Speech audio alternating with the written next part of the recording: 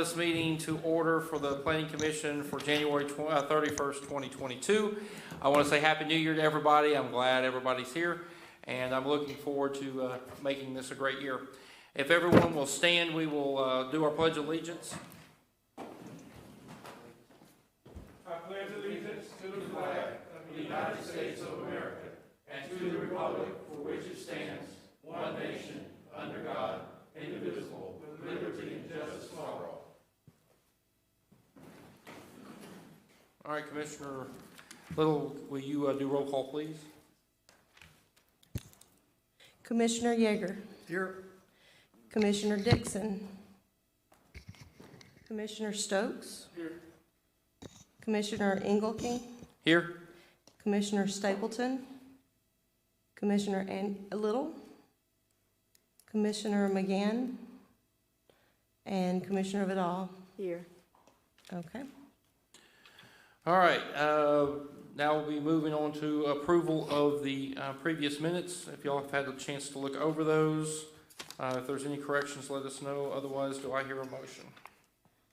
I make a motion to approve minutes as are. I second.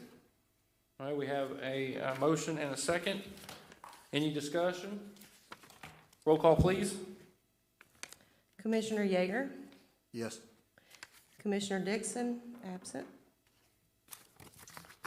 Commissioner Stokes. Yay. Commissioner Stapleton, absent. Commissioner Little, yes. Commissioner McGann, absent. Commissioner Vidal. Yes. Yes. All right, motion has been approved. All right, moving on to old business, starting off with case number 2062. It's been my understanding that particular case number is not meeting the Mississippi Code for the signage. Is that correct? That's correct, Chairman. Okay, so we need a motion to on that one to can do a continuance. Do I have a motion? Motion to continue. I second. All right, we have a motion from Commissioner Little, a second from Commissioner Stokes. Any discussion? Roll call, please. Commissioner Vidal. Oh, here. Commissioner McGann. Commissioner Little, yes. Commissioner Stapleton, absent. Commissioner Stokes. Yes. Commissioner Dixon. Commissioner Yeager. Yes. All right, motion carries. Moving on to case number 2059, it's a request by Carlson Consulting for the site design, site plan design and landscaping review for 6965 Penny Lane, aka the Wendy's Restaurant. I'll leave it to Director Barr for over to him. Thank you, Mr. Chairman. Yes, we've got a PowerPoint presentation of a few slides here to go through some of the aspects of this particular case. Slides over there on your left. Yes, this is case 2059. It's a site plan design and landscape review for a restaurant at 6965 Penny Lane here in town, also known as Wendy's. It consists of approximately 1 acre plus or minus.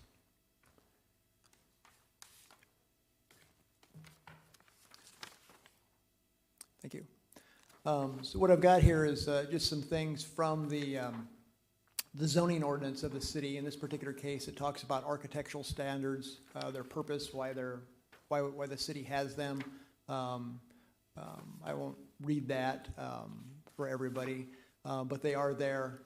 They've been in place for quite some time, and so that's why the reason for the particular case that we have before us right now. You can advance. Thank you.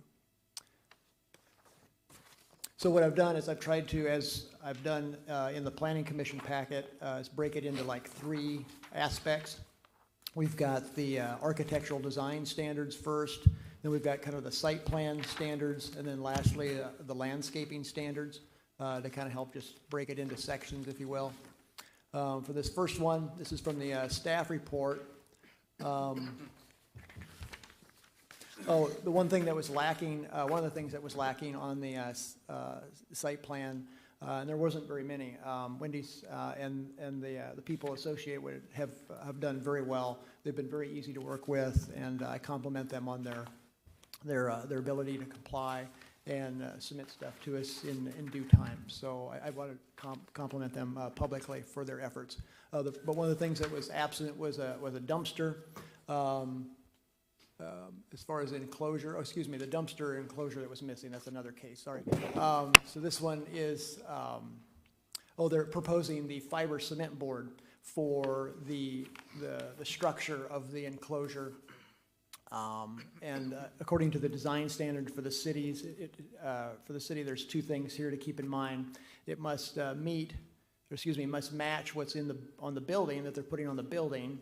So there must be concurrence there, and it must be of acceptable material. So the design standards are, they're tacit, they're silent on the fiber cement board. It talks about brick, various type of decorative block, glass, those types of things. And then it just refers to something called superior building materials.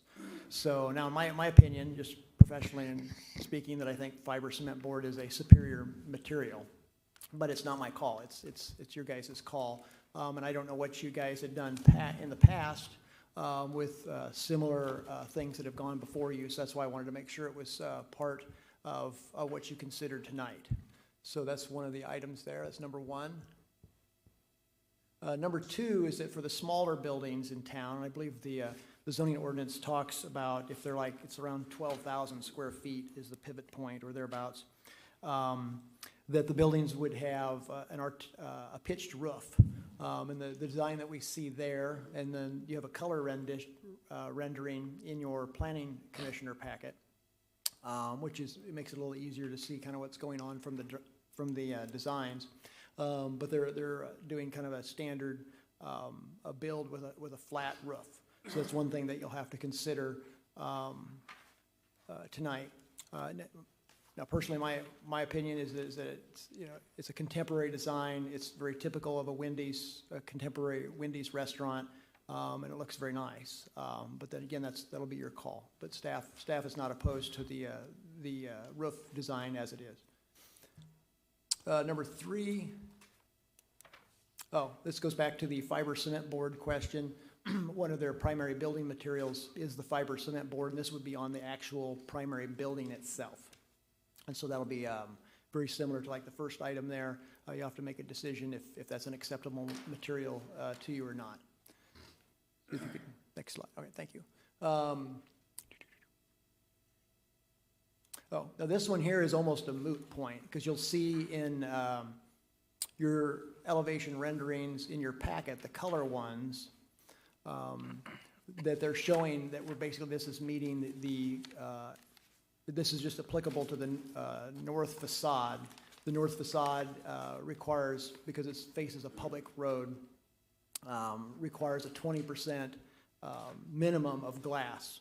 And from the earlier versions that they had sent, it was either I misinterpreted or it was mislabeled or whatever. I'd only come up with that 8 or 9%, and that's what you see in the PowerPoint. That's what you see in your staff report. But we did get a new version, which was included in your packet, the color version, that calls out for that north facade, which would face Goodman Road, that it exceeds the 20% minimum. So there's really nothing here for you to do. I could have taken it out. It was just time consuming. It was hard to do at the end. And I wanted to make sure that we were all aware of that particular glass standard as far as front facades on public roads. That's why I left it in there. There you go. Thank you. Now this one here is basically like the second section. This particular case, in this case, it's site plan review, and it lists some of the things there of why it's there, the things that we look out as far as the layout, the driveways, loading areas, that sort of things. So, go ahead. One thing I do want to point out here, this is from the zoning ordinance. It's it's enumerated strangely. It's item number 6 under number 4. They didn't go to letters or whatever. But I did want to state, and I'll read this, site plan approval granted by the Planning Commission, including such conditions as may be a part of the record, shall be effective for a period of 1 year from the date of said site plan approval. The applicant may request in writing an extension upon effective period of the site plan approval from the governing authority for a period of not to exceed 1 year from the date of expiration of approval of the initial approval of the site plan. So I just wanted, so the applicant's aware that it's a 1 year approval if it does get approved, but there is an ability to extend to the governing authority. Next slide. So these items here have to do with the site plan portion. The first one here has to do with the traffic impact analysis.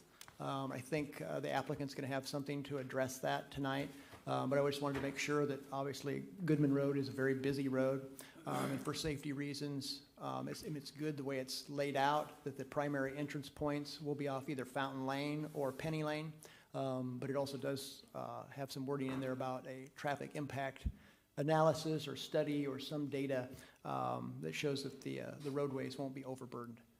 Number 2 is off-street loading. This was actually addressed by the governing authority, the alderman, some time ago back in December when they considered the final plat for where this restaurant would be built. So, but I left it in here again just to, so everyone is aware that this is something that's part of the zoning ordinance, is what they call an off-street loading requirement. That would be for like delivery vehicles and that sort of thing. The alderman basically decided that in talking with the applicant that most of the deliveries would be during the night and not during the day when they would be open. So therefore there was no reason to require the off-street loading. So that was what they approved, the alderman did when they approved the final plat. And let's see, the last portion here is the landscaping and screening. Basically, the concept behind the landscaping and screening is that if you have incompatible land uses or they're not perfectly congruent with one another, is that either some type of landscaping or screening or buffering could be added to hopefully make those more compatible to one another between properties and property owners. So that's kind of the concept behind them. Next slide. And on this particular request, the applicant has met everything. They've done an extraordinary job. We've got a lot of things that we require as far as islands and spacing and little peninsulas between so many parking spaces, and that those islands or peninsulas be of a certain square footage, that they have proposed what are considered like major trees and then ornamental trees and then shrubs or evergreens. And they've done that around the building itself and then also on all 4 sides of the property. So there's nothing here for you to consider. I just wanted to put on there that everything is met from a landscaping standpoint. So for this case, staff recommends approval of the request. I won't read all of that or whatever, but it's the request there for the restaurant at 6965 Penny Lane. With the following conditions upon said request. A, stipulate whether the fiber cement board is acceptable as a building material for both the dumpster screening material and the principal building. 2, stipulate whether a flat roof or non-flat roof is acceptable. C, stipulate, well, they've met this one basically as far as the glass standard, so I won't read C. And then D, clarify to city staff's satisfaction the planning issue of average daily traffic and traffic impact analysis of the proposed land use. And so basically that turns into a possible recommended motion for the Planning Commission. Down there at the bottom, I do have the note. If other motions or things you'd like to change, you certainly can do that. That's certainly your prerogative during the meeting if you are so inclined. So I'd entertain any questions if you had any questions at this time. All right, thank you, Director Barr. So does any of the commissioners have any questions for Director Barr?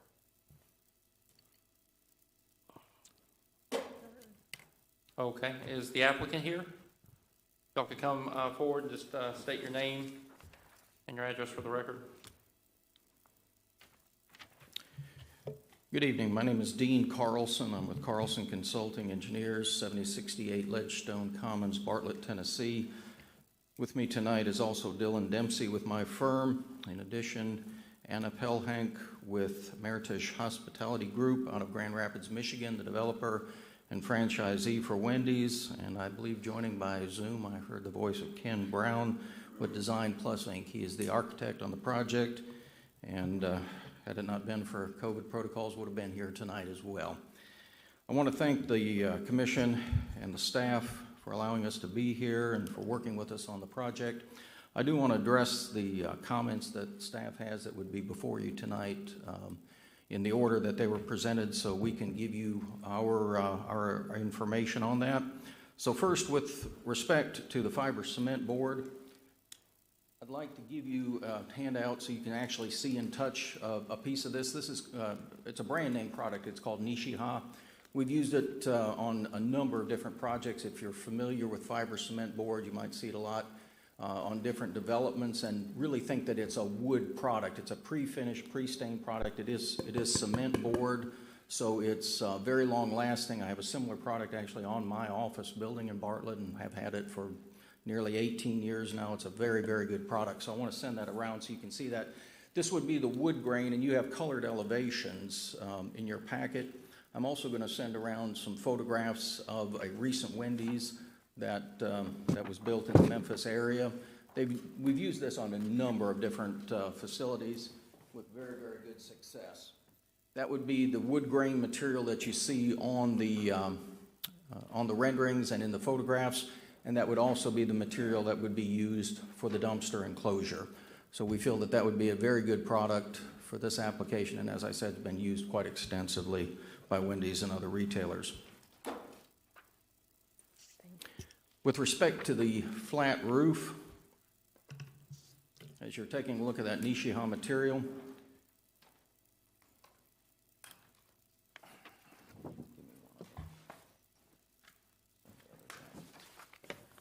just would like to point out for your consideration with respect to the flat roof that, as staff has said, this is a very typical Wendy's design. It's a modern design, and it's utilized by not only Wendy's, but primarily the bulk of quick service restaurants, small buildings that are being built today. Although not in the square footage, certainly the Aldi's, which is adjacent to us, is a flat roof.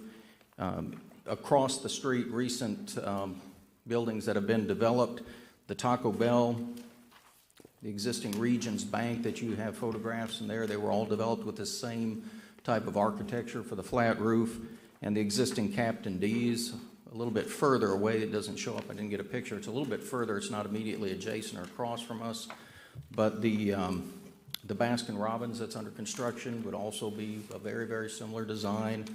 Bojangles further on up the road. Again, very typical of what you see being designed today. We think that it provides very clean lines. It's a good architectural design, and it's what we've used, and it's compatible with what you have in the area, so it's not something different that you haven't seen before.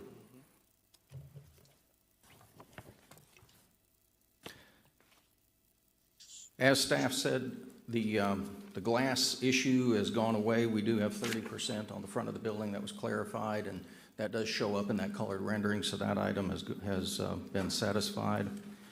Then lastly, the issue of the ADT. We believe that, and the traffic study, we believe that this was addressed at the conditional use permit level. We provided a trip generation report numbers from the ITE, the Institute of Traffic Engineers, trip generation for a quick service restaurant with a drive-through. There were no objections to that or any comments to that, so we believe we have done that.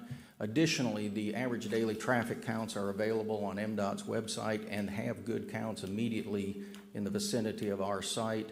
Certainly what we're proposing is exactly what was contemplated for this subdivision, this commercial subdivision when it was developed. So it's not something unusual, out of character, and we believe that we have met all the requirements as it relates to that ADT number and trip generation numbers. If something else is needed or desired, we can certainly entertain that, but we believe that was satisfied at the conditional use phase. Okay, thank you. So is there any questions from the commissioners?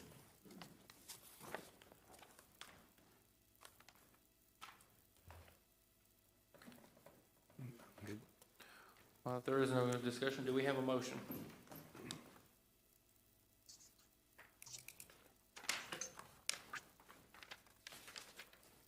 I make a motion to approve the review applicant case number 2059, request for review of a proposed site design and landscaping plan for the restaurant proposed at 6965 Penny Lane and Horn Lake for Wendy's restaurant consisting of 1 acre with PUD zoning. The Horn Lake plan approval with the following conditions, all the conditions. Which conditions? You're talking about the A, B, and D? Yeah. Okay. So we have a motion to accept the approval with the conditions of A, B, and D being satisfied, and that we're approving those. Do we have a second? Second. A second by Alderman Little. Any other discussion on the Alderman?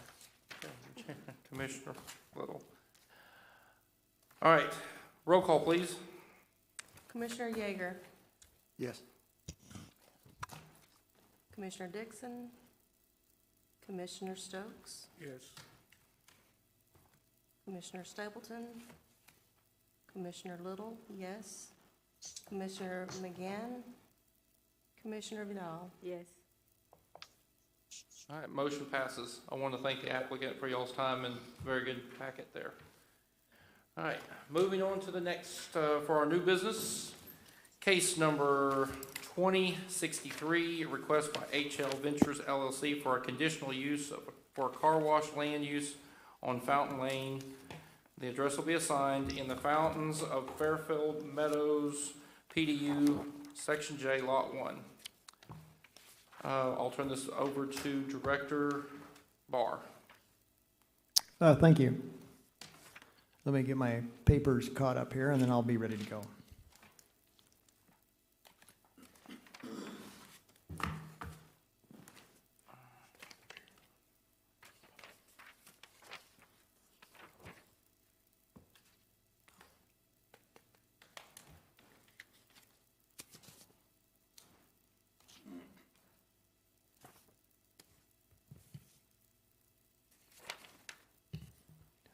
Okay, thank you. Yes, this is case 2063. We've got the PowerPoint on this one as well. This particular slide is from Article 10, applications, letter C, talks about conditional uses, which is in your packet, and the applicant is addressed. They've been very good to work with. Staff appreciates their efforts to date, very much so. And there's 6 factors. These factors have historical placement in the United States for consideration of conditional use permits and rezonings and those types of cases. I've seen where there's been fewer items. I've seen where there's been more. One jurisdiction I worked at, when they did conditional use permits, they had as many as 18 different factors to consider. So depending on the jurisdiction, you see more or less. But in this particular case, we have these 6, which are lettered A through F. Next slide. So what we get with this particular request for a conditional use permit for the car wash land use, from the staff report here, we see basically a top view rendering of the property. This would be for a new land use. The existing zoning is PUD, which is the planned unit development. And it's for a 51,144 square feet of the parcel, and then the building would be 3,500 square feet, unless it would change in some way, shape, or form over time. Next slide.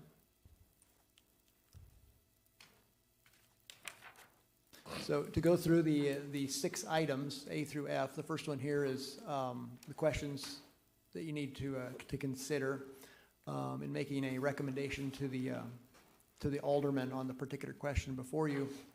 Letter A, the question is, does it substantially increase the traffic hazards or congestion?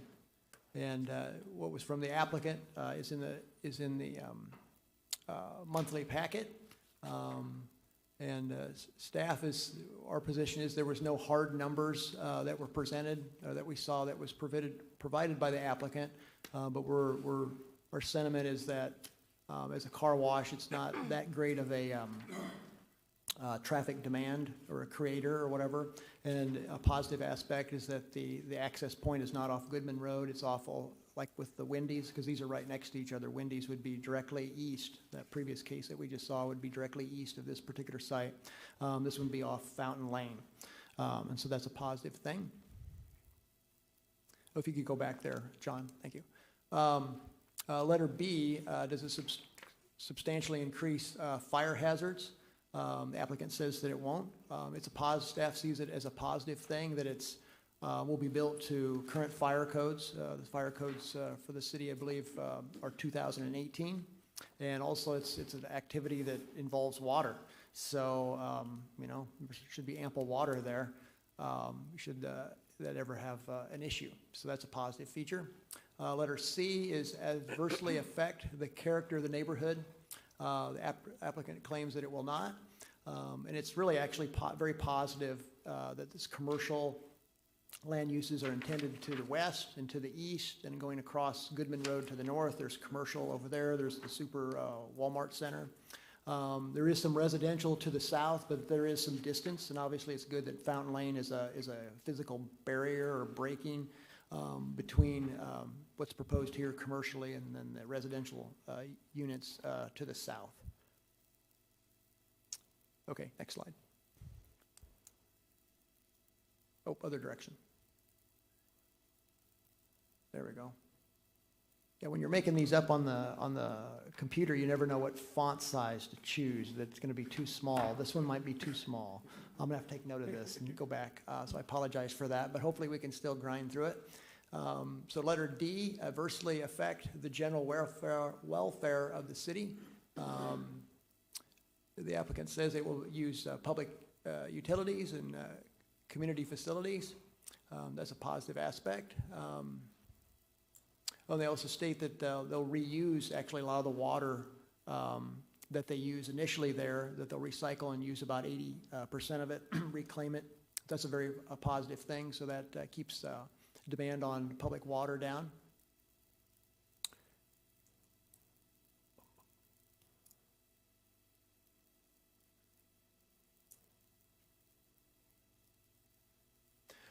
One of the things during the processing of this, at least that where I've got my wording here in this, both the staff report and on the PowerPoint, is that when people were asking me what's on the Planning Commission agenda for January, I would say, well, we got this and this and this, and we say we got a conditional use permit for a car wash, and I consistently got a grumble from a lot of people. It wasn't universal, but it was the majority. So this led me to believe that, well, would there be a chance in considering this, the city might want to deny it? And if so, would they have any reason to do so?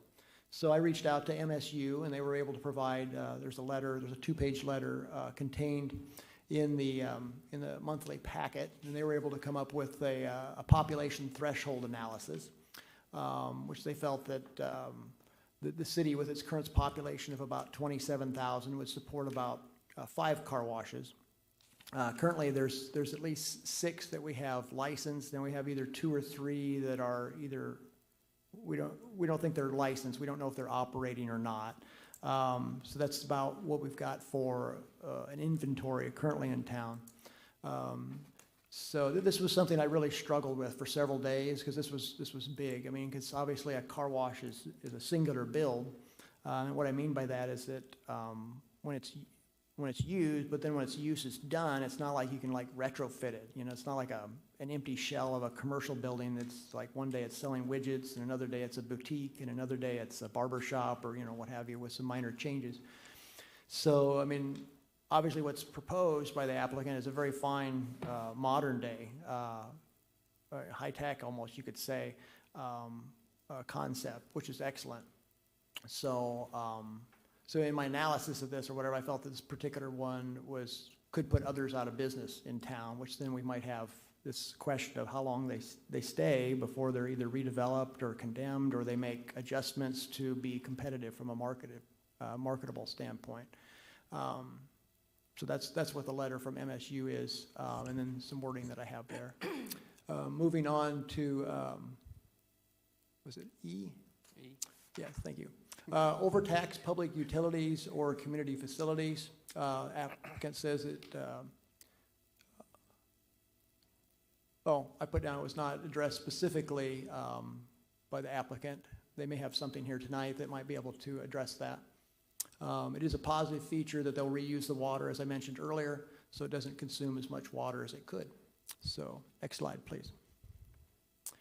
Then letter F, which is, I believe, the last factor, will it be in conflict with the comprehensive plan? And so the comprehensive plan, it's what, 19 years old? So it's dated, but it's still the guiding document for land use in the city. And so what I try to do is I try to go through there and I try to find things that would be either congruent or would support a particular application, or if they were or not, then I need to bring that out. So what we've got here is I found 4 different things about future land use. The plan actually calls for commercial land use, so that's what they're proposing, so that's totally in agreement there. There's something in there about general economy, and specifically it says they're promote the development of an appropriate mix of land uses that is responsive to market preferences, as well as the community's economic development objectives. So that was something there, which to me mentally ties into the population threshold analysis provided by MSU. Number 3, transportation. Goal number 2 of the transportation portion supported with the way the land use is designed with access control coming from a local road, i.e. Fountain Lane, as opposed to Goodman Road. And then community facilities, nothing specific in support or against the proposed land use, and so I saw that as positive. Next slide, please. So staff recommendation, I've got a couple of different motions depending on what the inclination would be of you guys tonight. But I came to the conclusion, I mean, there's different ways to do the factors. You can, whether there's 6 factors or 12 factors or whatever, you can say, well, they're all equal and they're all democratic and they all have the same weight, and you can just count them up, and if there's 4 for it and 2 against it, well, then it's, staff would recommend for it. But obviously the world's not that simple. Everybody brings a different perspective, and one factor may be really important, and another factor is maybe not that important depending on the application that's before you. So there's different ways of looking at that and weighing those and balancing those, and that's the grayness, I say sometimes, of the planning profession. So I've got what I've got in here is a recommendation for denial. I'm not dug in with my heels with that by any stretch of the imagination, and I really agonized over that for several days because we had something here that wasn't met, in my opinion, of the plan, and I think the applicant's going to present some market data analysis. And which could be helpful as to reason why they want to be at this particular location in town. So that you can see the one reason there for nonconformance with the city's comprehensive plan. That was the reasoning there on that particular denial recommendation. Next slide.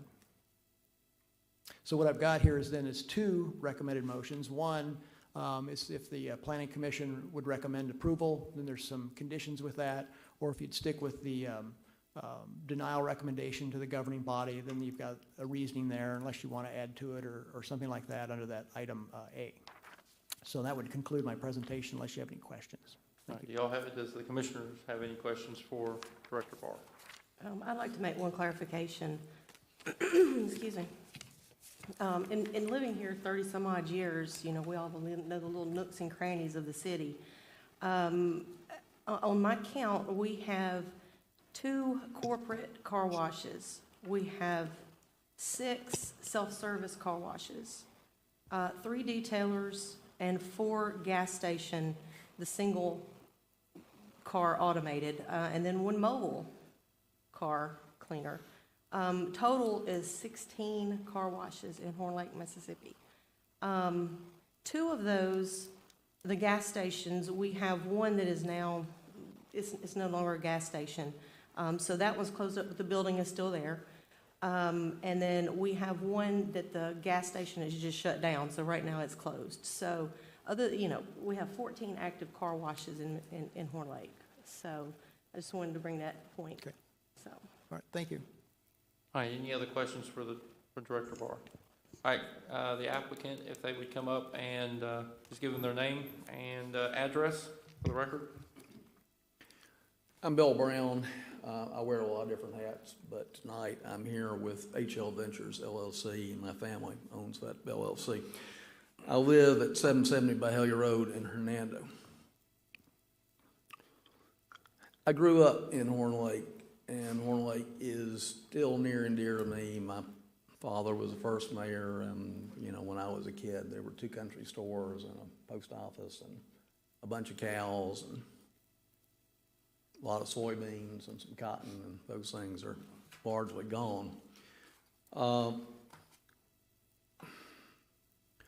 When we got into this project of developing fountains at Fairfield,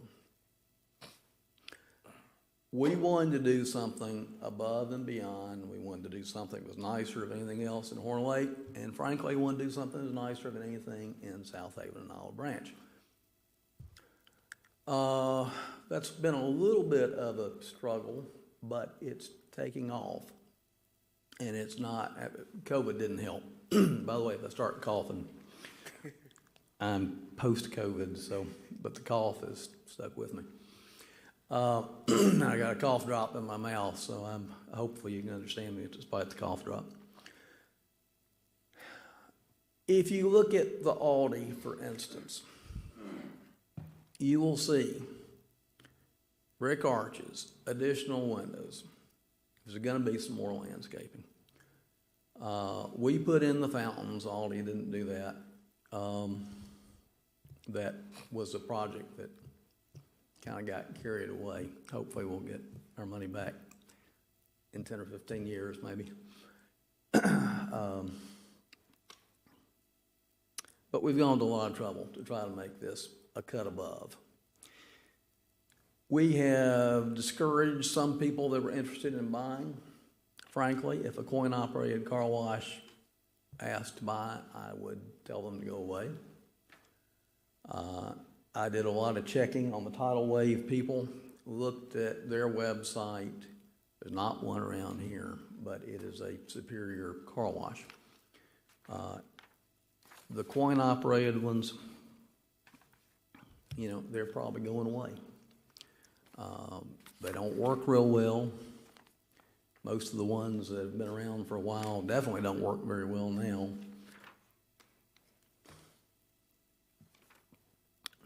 Y'all ever been to New York City? And you're about to say, what does this have to do with New York City? And I'm going to give you the answer. It's got nothing to do with New York City. But here's the point. The population of New York City is about 3 times the population of the entire state of Mississippi. Well, why does that matter? Well, in the threshold analysis, and I want you to keep in mind the mere word threshold means it's a very beginning, it's an introductory, it's a view from 10,000 feet, so to speak. The threshold analysis uses what, in my opinion, is extremely flawed methodology. When they are taking the population of the United States versus population of Horn Lake, to say how many car washes Horn Lake can support. Because if you've never been to New York City, there are very few people driving private cars in New York City because you can't. The traffic won't allow it. There's nowhere to park. When you do park, you pay the cost of the car just to have a place to park. So when you take in the almost 9 million people in New York City and in other large cities and use that to compare how many car washes are there versus how many car washes in Mississippi, it just doesn't work.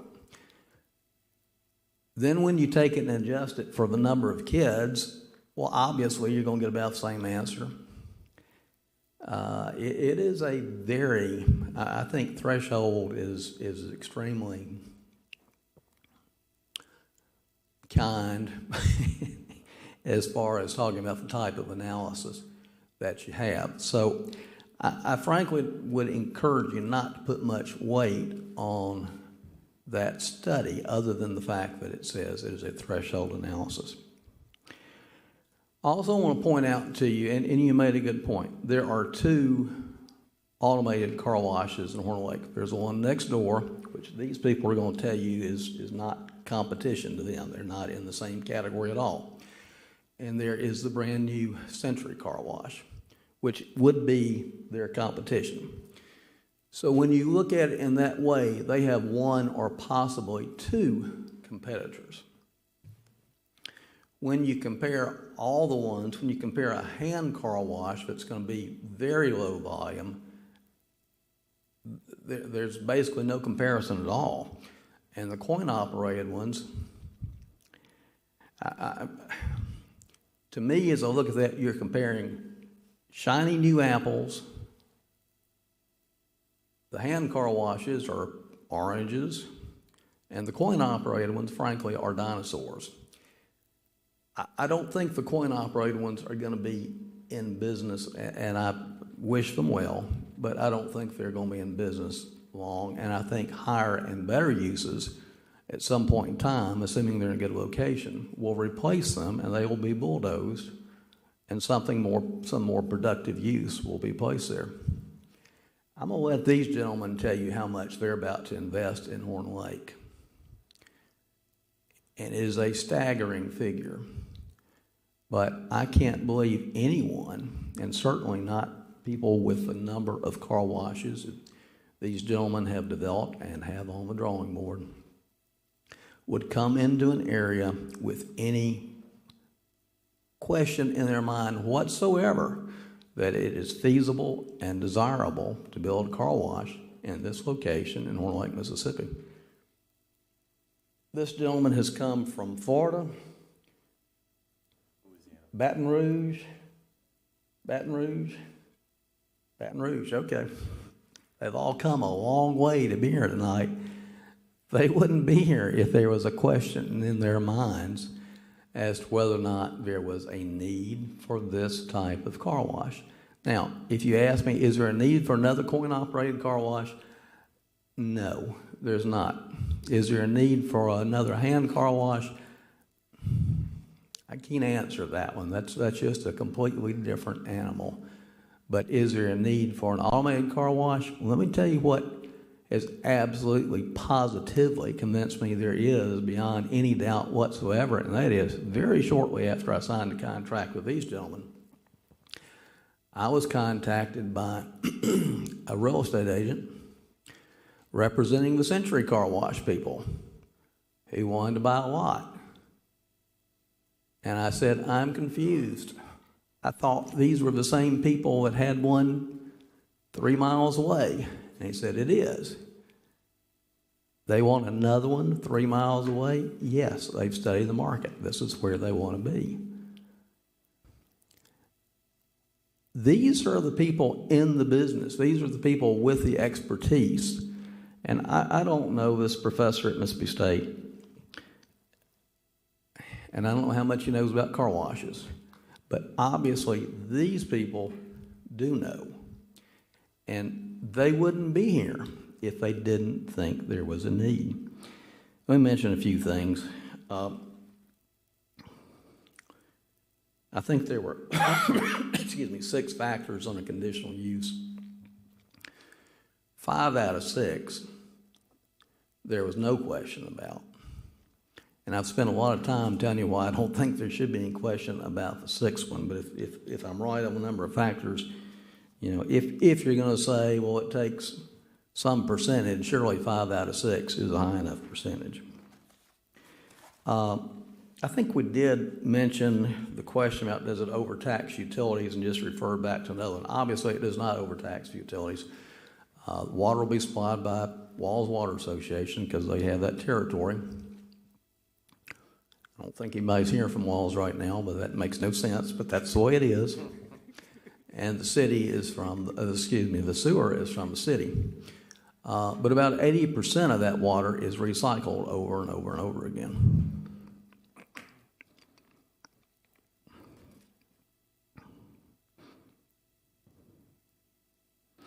I'm a little bit off the point in a way, but there's one thing I want to tell you about Wendy's. They said it was similar to other Wendy's. It is similar, but it is nicer. It is nicer because we insisted on superior landscaping, which they agreed to do, and it's nicer because they have a nice outdoor seating area in the front, which they agreed to do. There's not another one in this area that does. These people have agreed to go far beyond any car wash I've ever seen.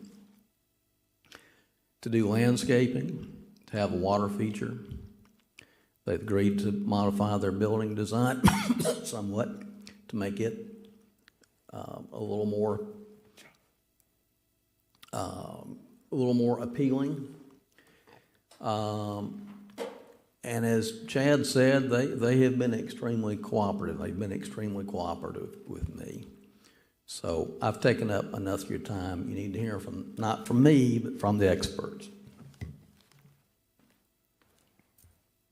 May want to get some water, Bill. They I saw them run out for the rescue team. Good evening. My name is Rick Olson with Tidal Auto Spa. I appreciate everybody's time here this evening. I think we spoke on the phone briefly during the week. I'll share with you that, do you need my address or anything? I want to make sure I do this formal. He wrote it down. Okay. Thank you for doing my job.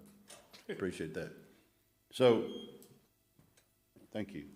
So, a couple of things, and I don't really know where to start, but let me just share this with all of you. There were probably 3 or 4 times, and Bill will attest to this, that I said, who is this guy, Bill? He is driving us insane.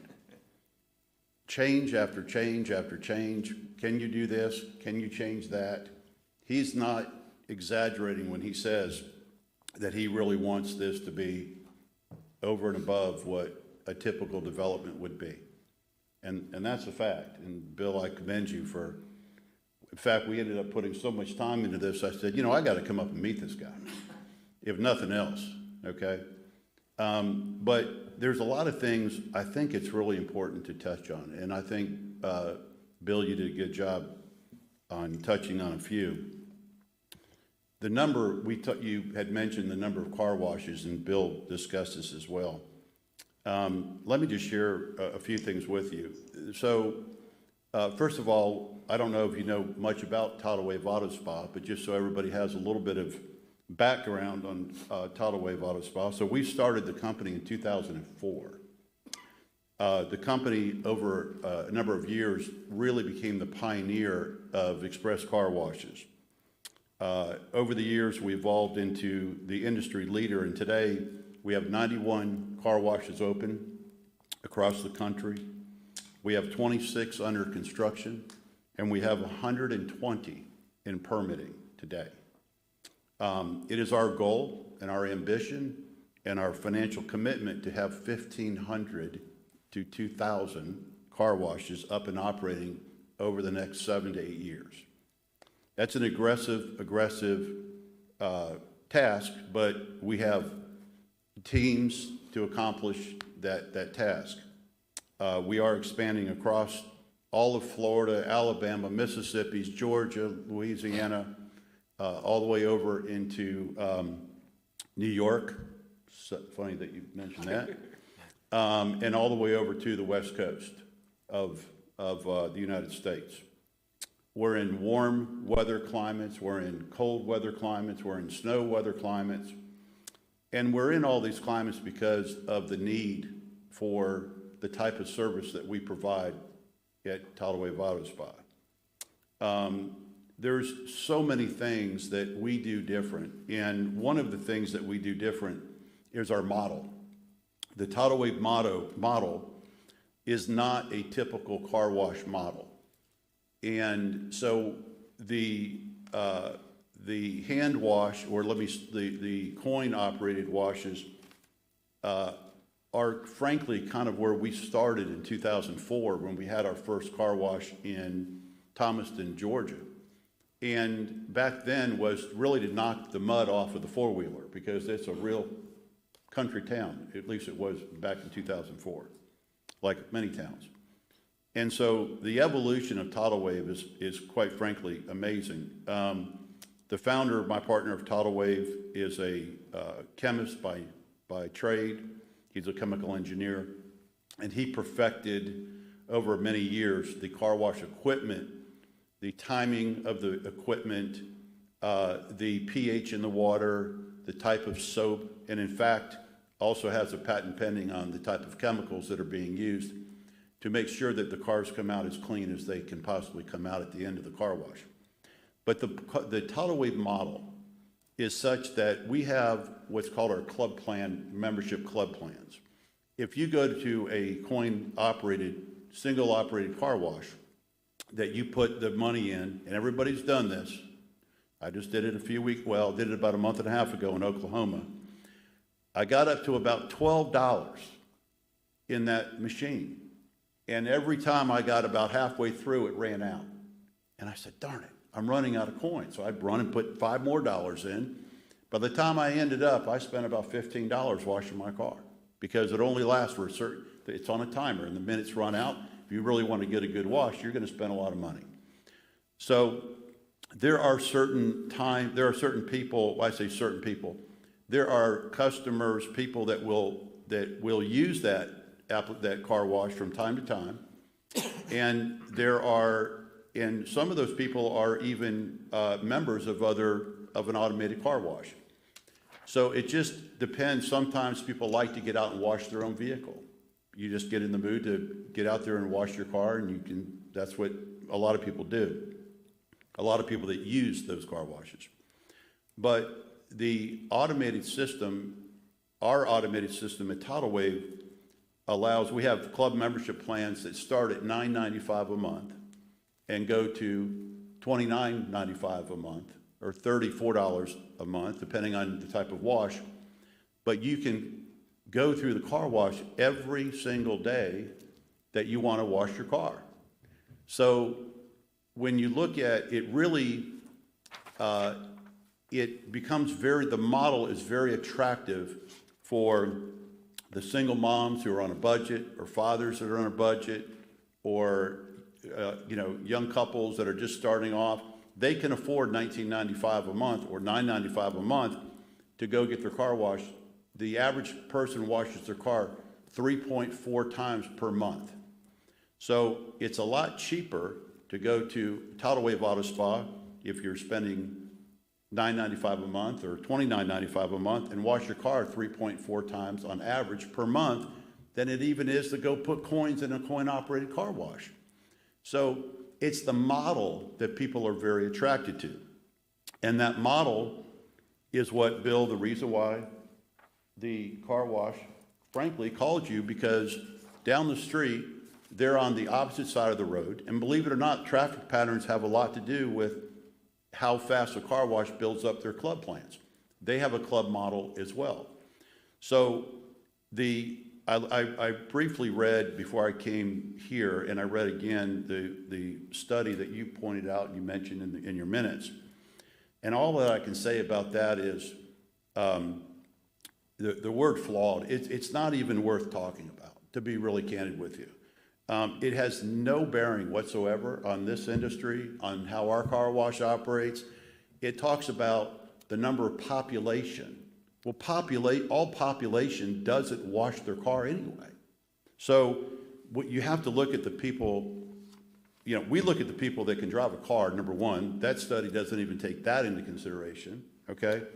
Number two, as a reference, just to provide you with a little bit of background on how we market, and we do a lot of proprietary market analysis and studies, and Bill wanted us to mention the investment that we make into our Tidal Wave Auto Spa car washes is estimated. Some car washes are $5.5 million, some are $8 million for a car wash. So our car washes we've expanded to 133 foot in length car wash. And the reason that we've done that is to add more equipment in your car wash to provide redundancy. A lot of car washes have, as an example, and I'll jump back to the market study that I was speaking of, but if a set of tire washes go down in a car wash, and it happens, they're mechanical, hydraulics go down, belts break, things happen. With Tidal Wave, we have redundancy like an airplane. If something goes down, the redundancy of the extra set of tire washes continue. They don't go down. Not everything goes down. So you're always going to get the quality car wash that you're paying for. Also, as far as hours of operation, we're open from 8 in the morning until 9 p.m. at night, 7 days a week. So that if you want to come at 8 o'clock at night and go through the car wash, you can go through the car wash. It's self-vac, so you get, you're able to vacuum your own vehicle. People like that. People like the ability they really don't want other people in their car. I know I don't. But most people don't like people in their car with, getting under the seats and, oh God, what did I leave under my seat? The guy's under my seat, So people don't like people in their vehicles doing the vacuuming. I'll also note, and I'll jump back to marketing, that during the height of COVID, car washes, express car washes, were granted a essential use waiver to be able to stay in business and continue washing cars. And I will tell you, I went to Tidal Wave every single day just to get out of the house. Every business was closed. There were many shopping centers that were in front of beautiful shopping centers. Those shopping centers were dark. There was nobody there. The employees weren't showing up. The doors were locked. Lights weren't coming on, but we were open. We were the only ones that were open. And what happened during COVID, our business doubled. So, people just wanted to get out of the house and enjoy taking the kids out and going through the car wash and seeing the colored lights come on, the foam, and at least say, hey, we got out of the house and we did something. So jumping back to the demographic profile of this community, okay, Horn Lake community, we generally will reach, and every market's different, but we will generally reach out 15 minutes, 20 minutes, 25 minutes from a particular location as far as customers. Now, not every customer is a club plan member, but you can wash your car. You come in one day, you can pay to wash your car.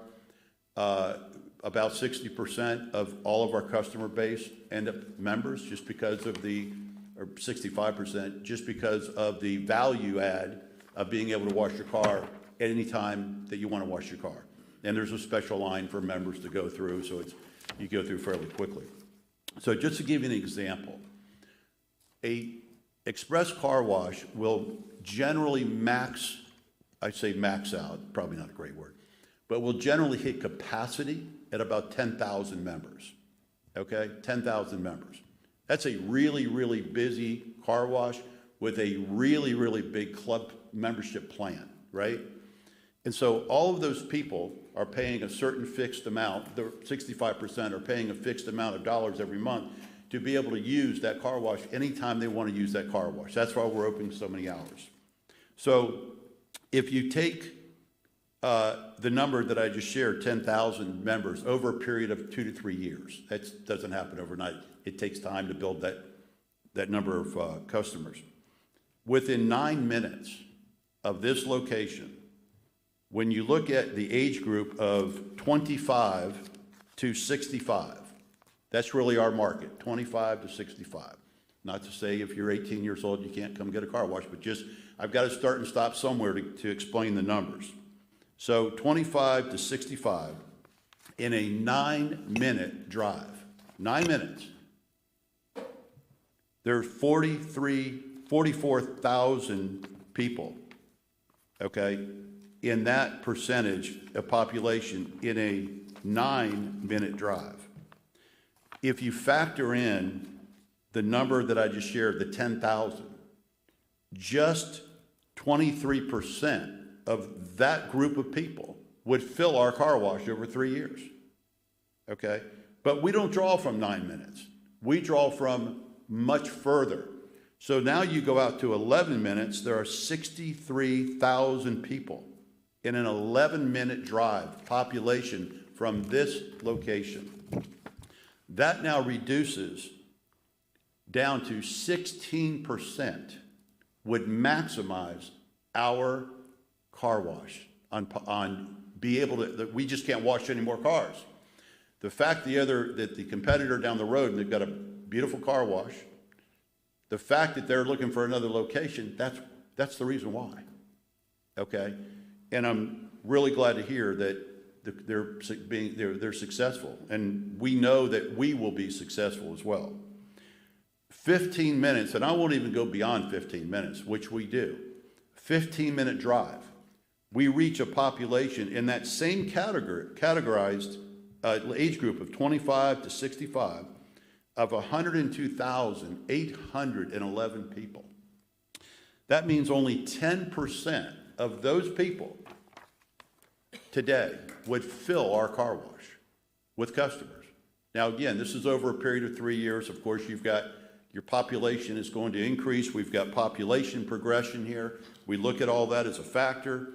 We look at home spending. We look at spend down. We look at,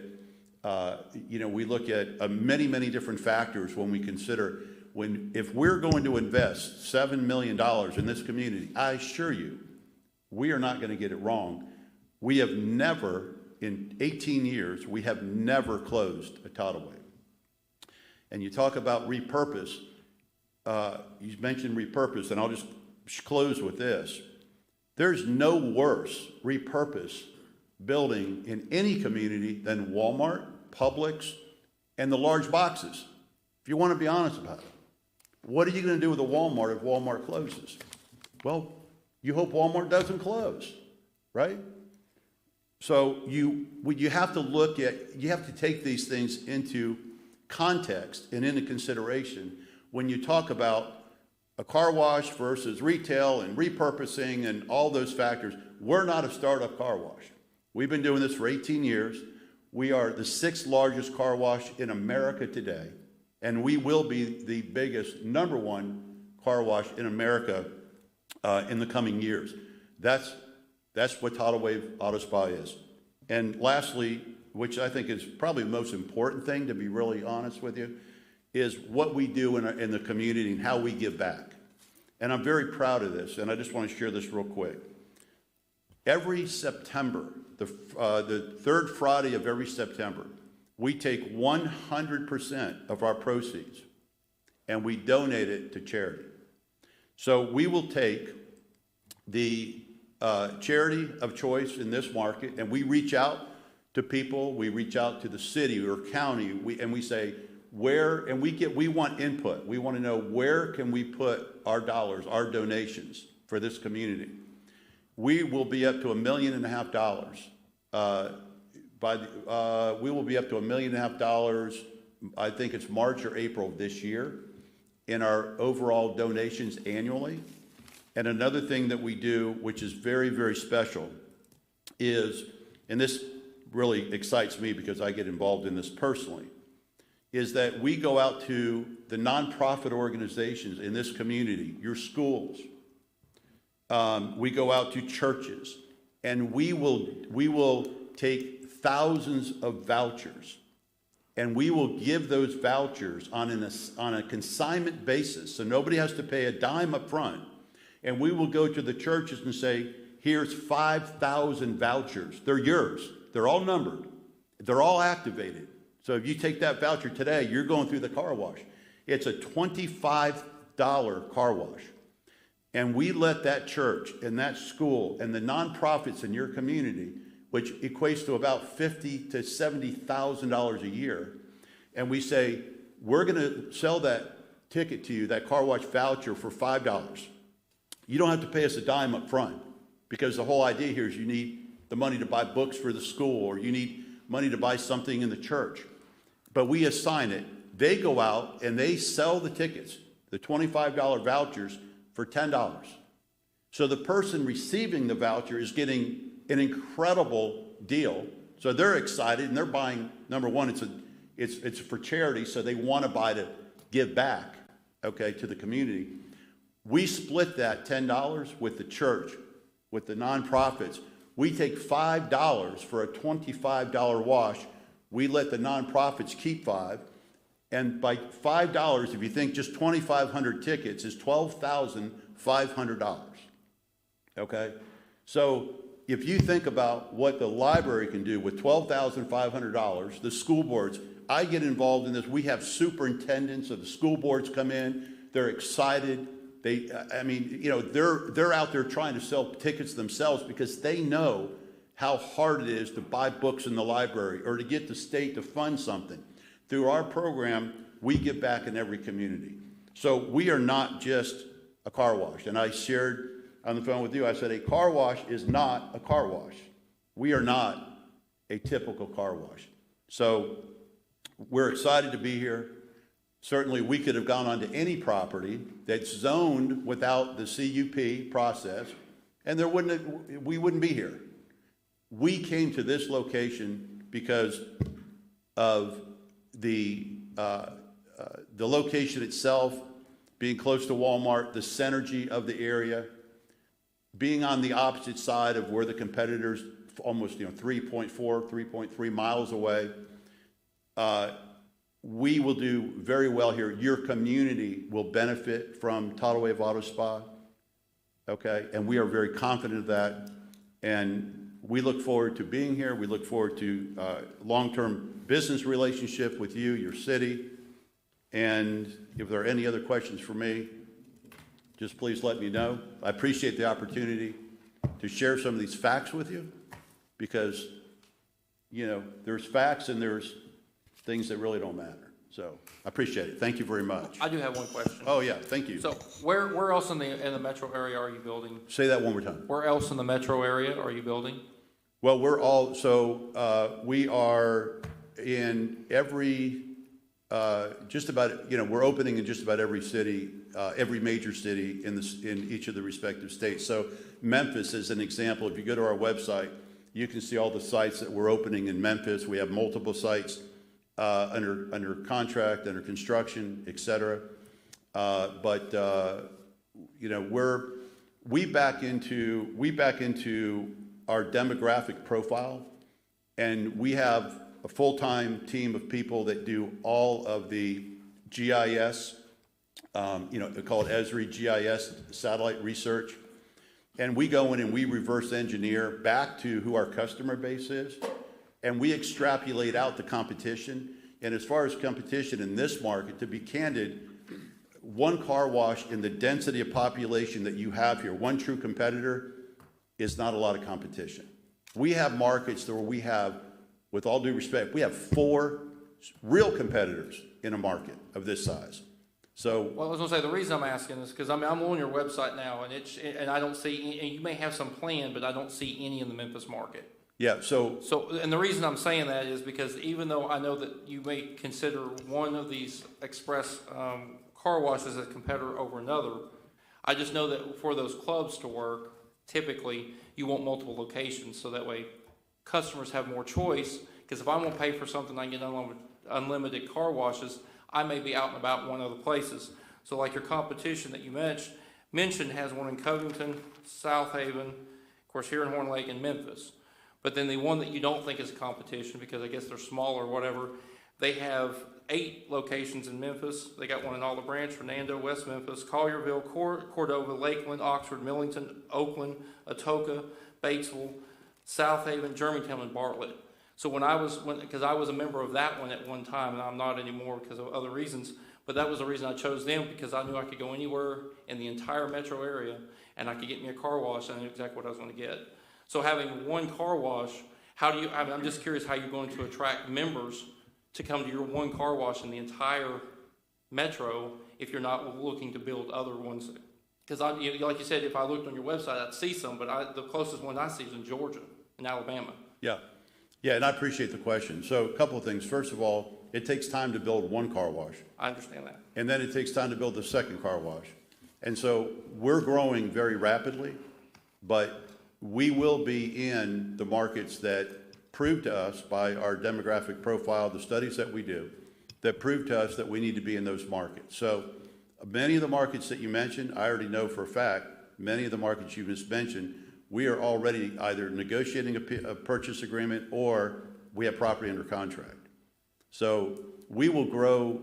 You can't grow, based on our profile and our projections, you can't grow by just putting one car wash in. We would never, to your point, we would never come to this market, to Horn Lake, and just build one car wash.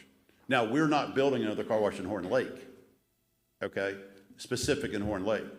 But we will build just outside of Horn Lake where the demographic profile gives us the data that that's where we need to be.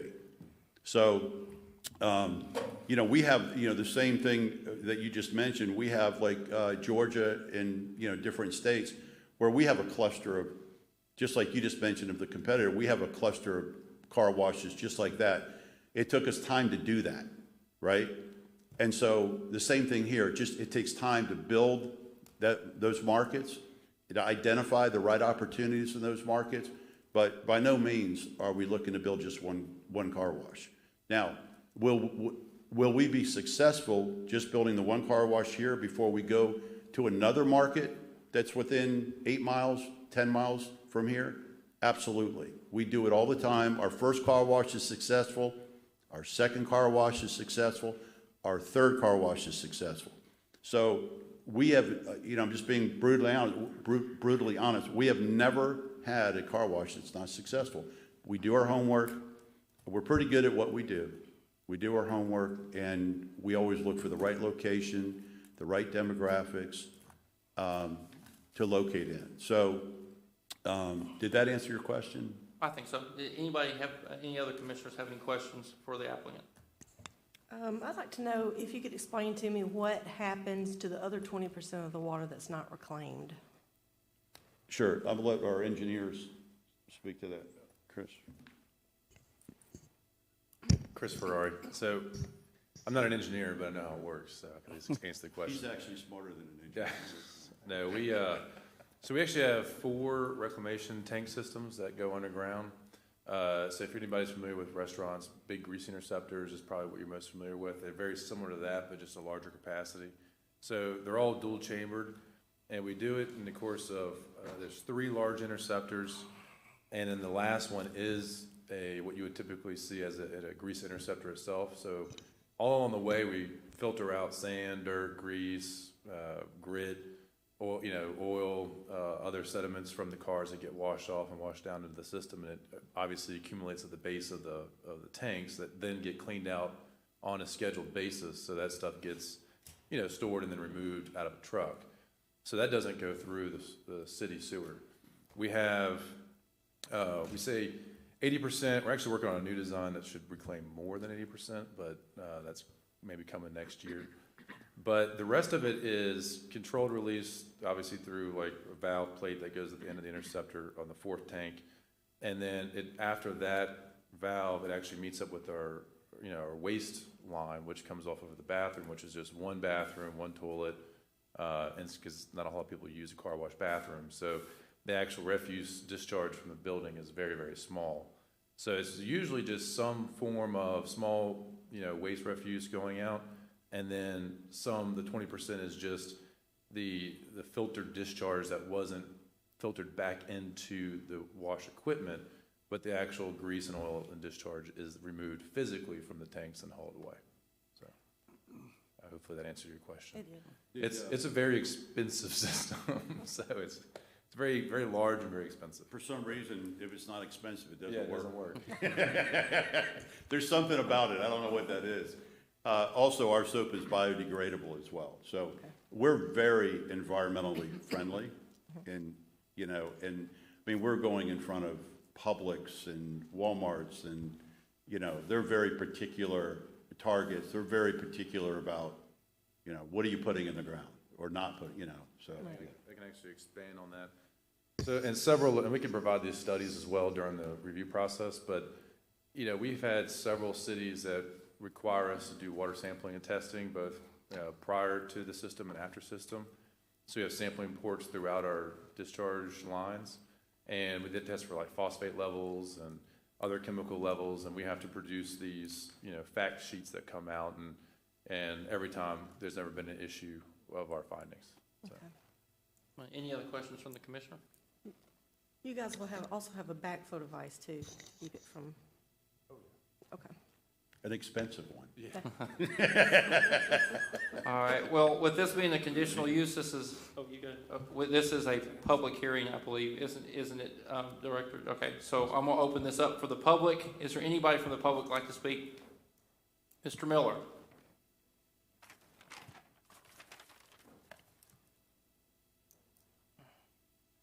How are you doing, sir?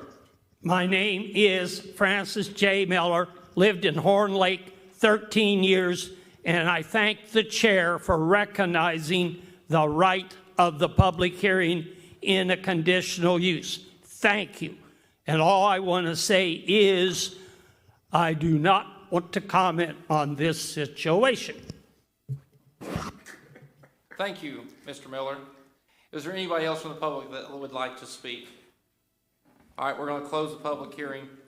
After this, do we have any other discussion or a motion? Well, I think he pretty much said everything I need to hear.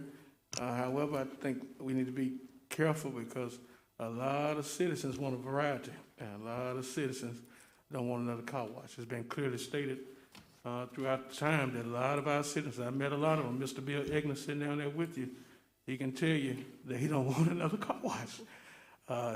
Great presentation, looked like it looked good, but for 28,000 citizens, 9 miles down the road for 10,000 more, another car wash, you can't change that to too many other businesses. So I think we should be careful to hear the will of the people too. All right, so do we have a motion on the conditional use? At a review of the application case number 263, CU conditional use, a request for a car wash proposed to be located in the Fountain of Fairfield Meadows, PUD, Section J, Lot 1, along Fountain Lane, consisting of 1.15 acres of land that is zoned PUD.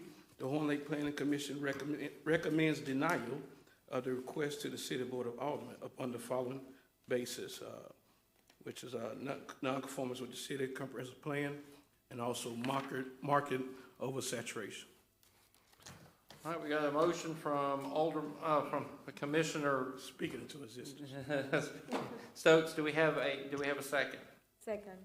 Second from Commissioner Vidal. Any other discussion? All right, roll call, please. Commissioner Yeager?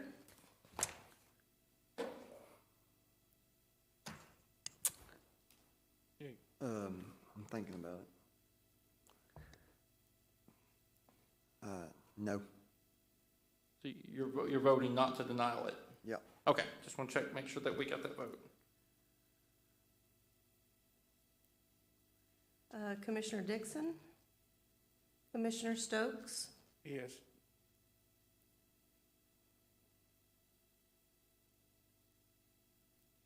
Commissioner Little, yes. Commissioner McGann? And Commissioner Vidal? Yes. All right, the motion to denial has passed 3-1 with 2 absent. So, that has been denied. If they wanted to appeal this, they could go in front of the alderman. What meeting? It would be February the 15th, I believe. Let's see. The second Tuesday. Yeah, it is the February. 15th of February. So if Yeah. y'all want, if y'all going to appeal the commission's decision to denial conditional use, y'all would want to call the city and get put on that meeting. Mr. Chair, what we'll do is staff will take the Planning Commission's recommendation and we'll build a case and an agenda request, basically, and so it'll be put on the agenda for February 15th. Okay, so they don't need to call to get put on the agenda? They'll just automatically, since you're going to be doing that, Yes, right? yeah, I'll work on the minutes tomorrow and Wednesday, and then the city administrator, he about twice a month, he'll ask for if staff has any items to be placed on the agenda, and I'll put this item on their agenda for that date. Are we, could I ask a quick question? Just for clarification, do you mind if I? You can ask it just real quick. What I'm sorry, I apologize. I just wanted to get clarification on what the denial was based on. Oversaturation of the market. Gotcha. On that final letter that was discussed by the staff. That's what Commissioner Stokes had put in there for his conditional use denial. The market study, is that? The oversaturation that which was under letter D on the it adversely affected the general welfare of the city. Interesting. Yeah. Thank you. You're welcome. All right, moving on to our next item, case number 2067, a request from Huntington Industrial Properties developer, the Reeves Firm Incorporated engineer for a 3-lot commercial light industrial subdivision final plat called the I-55 Horn Lake Distribution Center, consisting of approximately 43 acres located south of Payne Road, and east of Hurt Road on Horn Lake. Director Barr, I'm going to turn it over to you. Thank you, Mr. Chairman. One of the representatives for the applicant, they've provided to me as of tonight an updated, basically rendering of the subdivision. So I would like to pass that out first before I get started.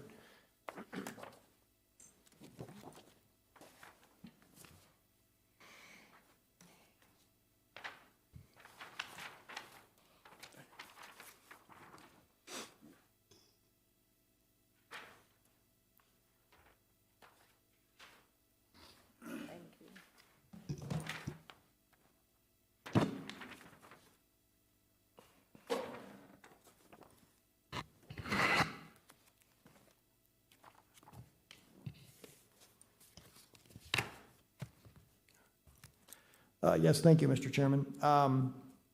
The preliminary plat was considered by the Board of Aldermen back on December the 21st, and they recommended, they approved that at the time.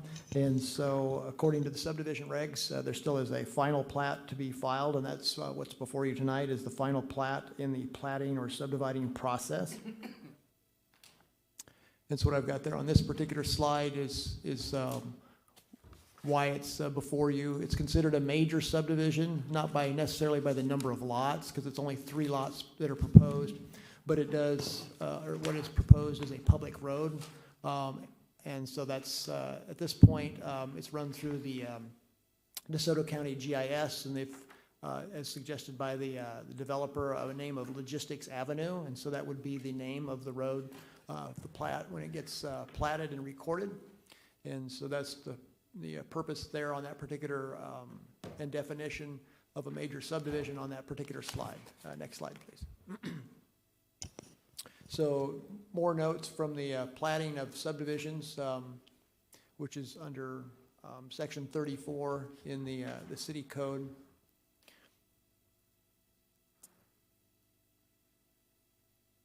I want to read, let's see.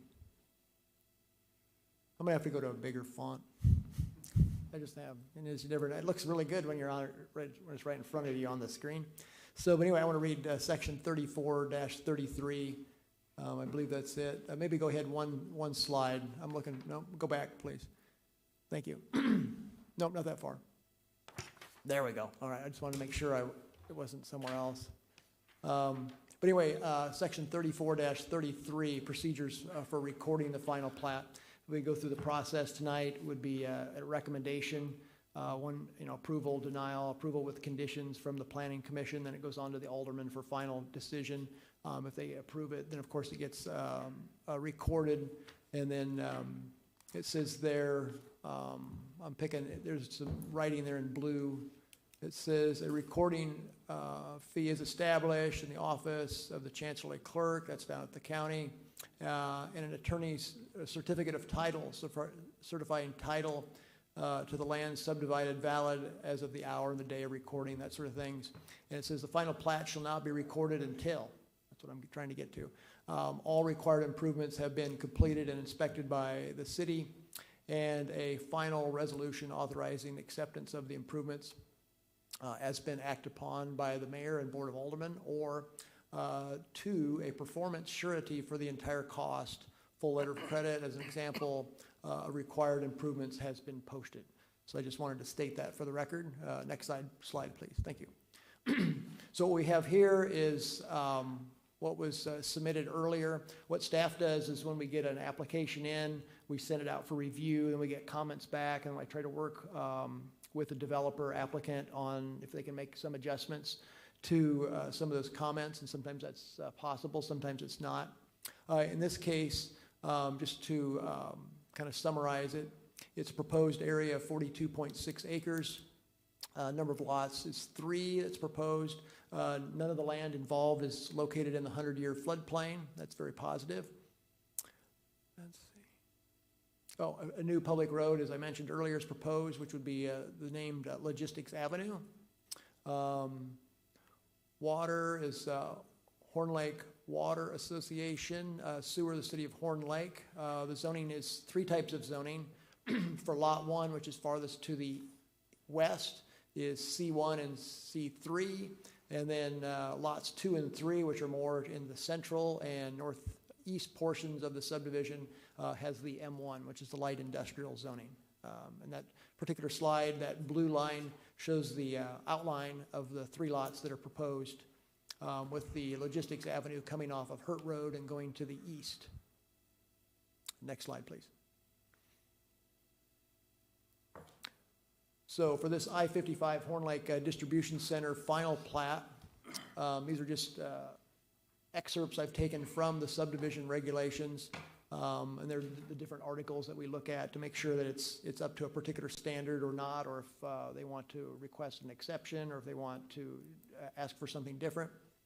So the first one here is from Article 2, Section 34-32.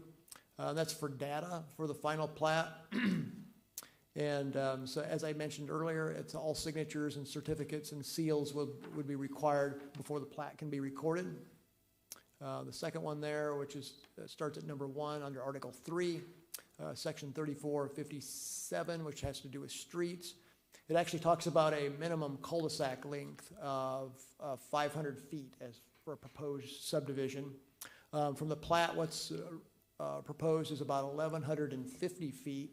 And one of the comments that we've got from engineering is that where the proposed Logistics Avenue would come to an end and there'd be a cul-de-sac, that actually the engineer, Greg Russell, in his letter from January the 12th, suggested actually extending it further. And so we have one of these planning gray balancing acts to do, go either farther in its length, which that goes away from the actual maximum length standard.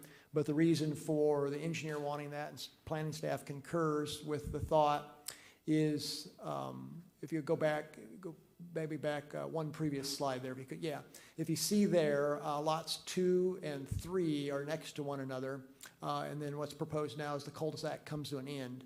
But then there's actually a private road that would continue beyond that and serve both of those roads. But the potential problem there is in the future. I mean, it's probably great when the road is first built, works great, no potholes, that sort of thing, but it's trying to figure out who's going to maintain that in some formal structure down the road.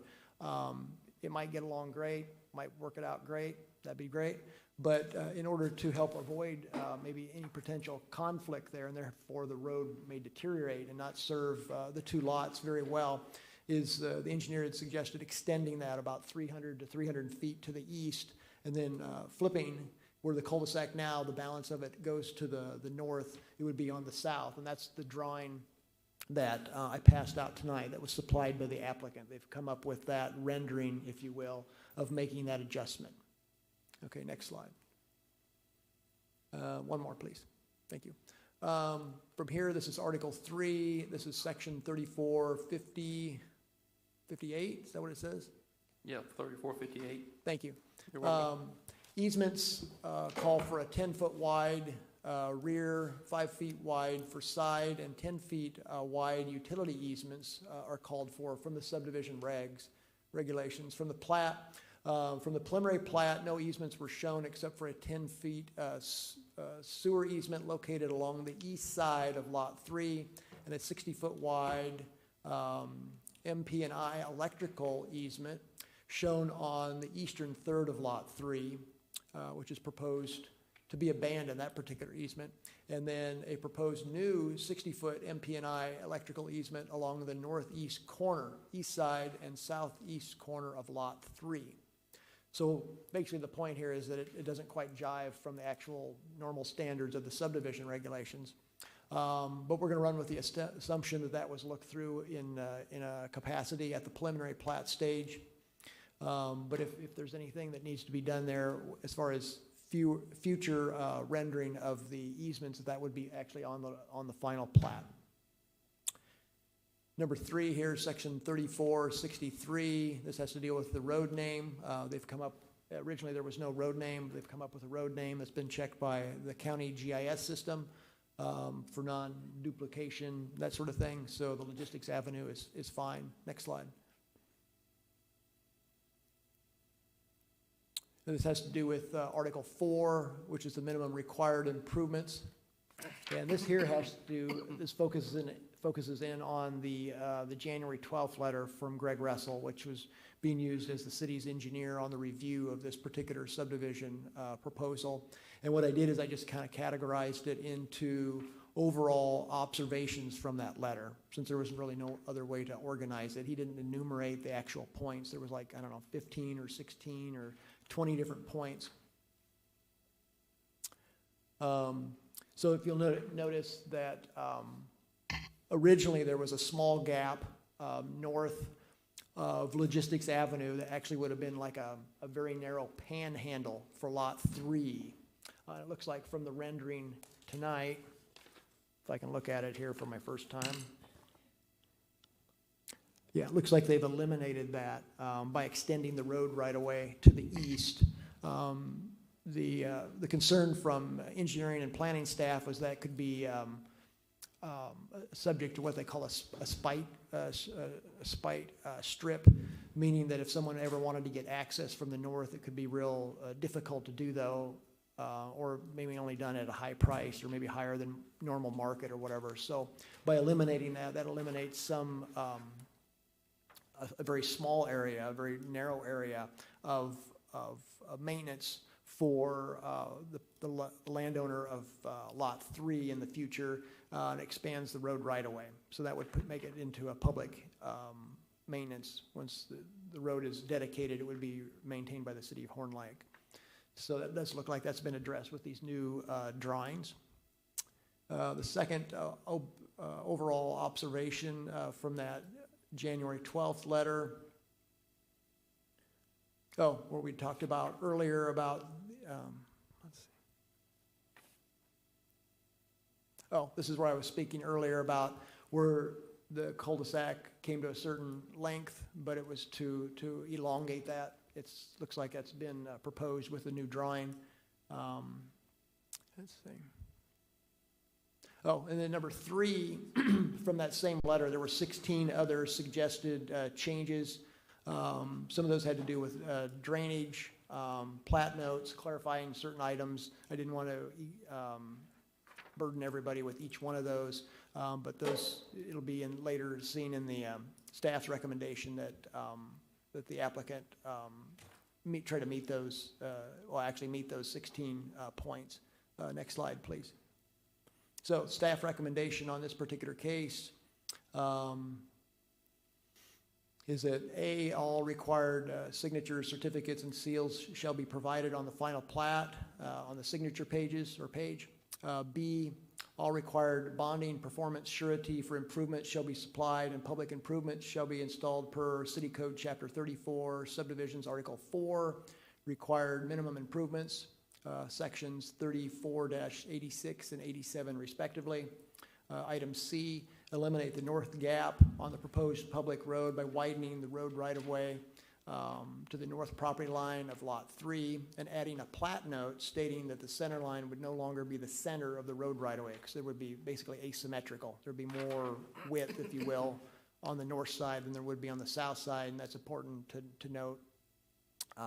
Item D, extend the public road easterly approximately 300 to 350 feet and change the bulb, basically the cul-de-sac, the sac portion, from the north to the south, thus making the public right-of-way longer in length.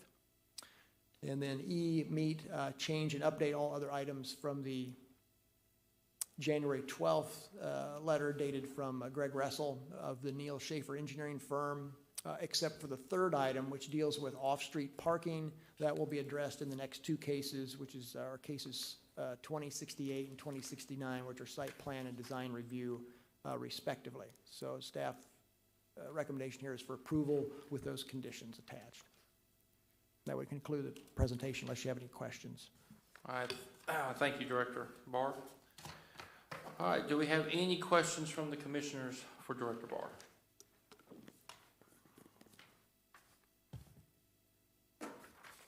Mr. Barr, all recommendations normally have to be fulfilled before it go to the Board of Aldermen, right?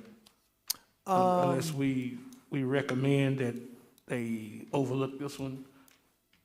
Oh, yeah, whatever the planning commission would eventually do, whether it be recommend approval or denial or approval with conditions, you would have to stipulate what those conditions are. In particular, whether the ones that planning staff has suggested there, items A through E, or if there'd be something different, which you could give it a different letter, or if one of those A through E got changed in some form, you just have to stipulate what that is for the minutes, so it's all clear, both for the developer and for staff and for the planning commission and the public's sake.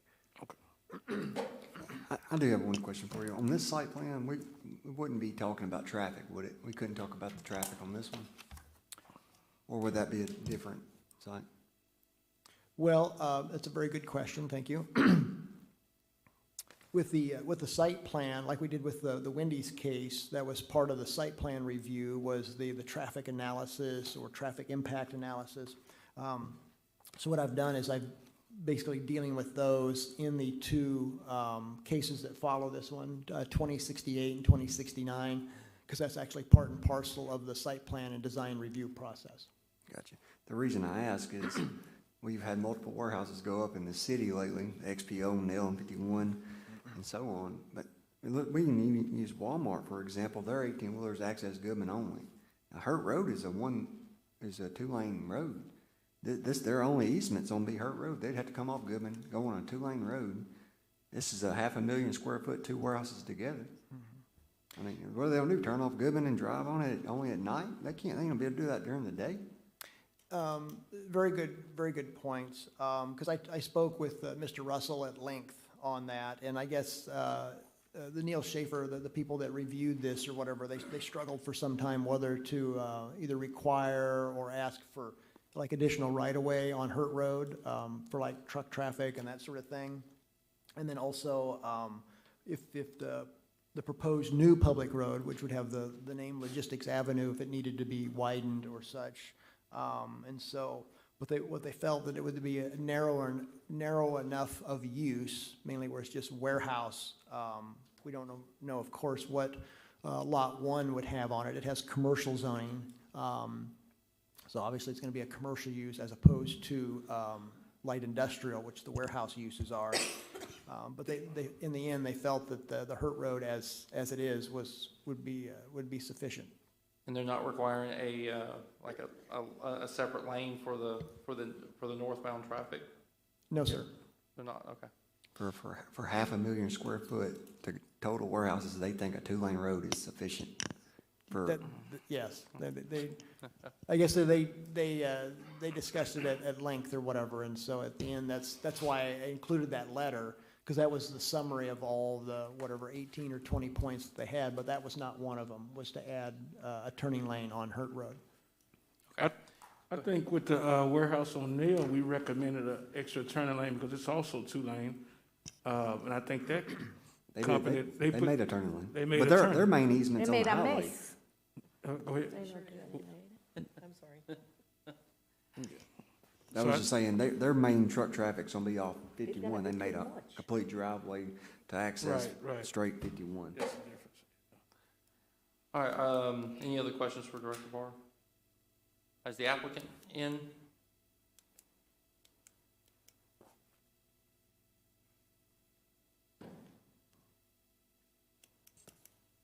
How are you doing? I'm good. Hi, I'm Jim Shumpert with the Reeves Firm in Memphis, Tennessee, 6800 Poplar Avenue. All right, thank you. So does any of the commissioners have any questions for the applicant? Did he have anything to say? No, I mean, do you have anything that you would like to? I'm just No, I saying- don't think I have anything to add. I do think that everything that's been discussed, the applicant is in agreement with, and we'll have no problem making changes to the drawings, which we've attempted to address as much as possible before tonight. What is the, do you know who's gonna occupy the warehouses? Do you know? I don't know, do we know that? No. I was just wondering. Any other questions? Okay, thank you. Oh, Thank you. So there, I mean, we are a little concerned about, how this could impact traffic. I know they said that they're suggesting that it won't be according to study. But would y'all consider, a recommendation of a turn lane that the Alderman board can look at? Turning lane off there just to help with traffic? As well as the deceleration. It would have to be. There's no way an 18-wheeler's gonna turn on a 2-lane road. It would block the whole road while he's turning for 30 seconds. There's no way it would work. Because my concern is we already have that big warehouse. So over the why- door. why- That places you had more traffic, so I just.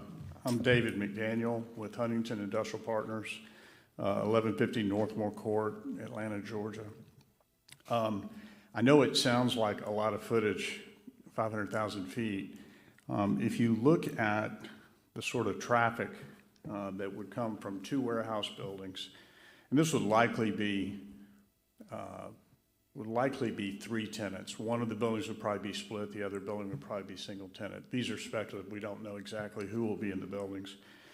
But if you look at empirical studies that we've done around the country with our developments, and you also look at the ITE trip generation manuals, the number of trucks that this property would see kind of depend. We don't know who's going to occupy, but just using a broad range of typical occupants, it'd be about one truck on the low side, one truck for every 15 minutes, and on the high side, one truck for every 5 minutes. Yeah. On Hurt Road. That's basically, yeah, that's. So that's kind of the traffic that you're looking at. If you guys want us to do a study, as a contingency, we're happy to do that. But I think it's noteworthy that the engineer that kind of looked at this didn't bring it up. Two-lane roads serve these sorts of facilities quite often. When you get to the building on Nail Road, you reference is 1 million feet. Yeah, 1.2. It's twice as big as this one. So. The point I had on that one, though, is their main easement or driveway is 51, which is 2 lanes each way, 5 lane. Right. I understand your point. I see what you're saying. Yeah. Okay. Fine. Yeah. Any other questions? Do we have a motion?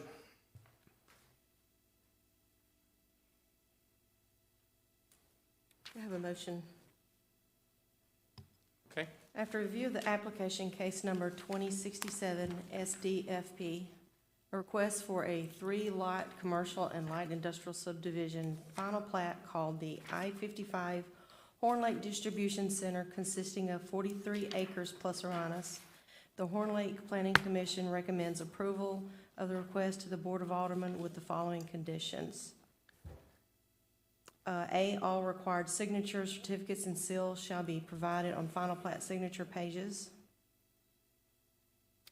B, all required bonding, performance surety for improvements shall be supplied, and public improvements shall be installed per City Code, Chapter 34, subdivisions, Article 4, required minimum improvements, Sections 3486 and 3487 respectively.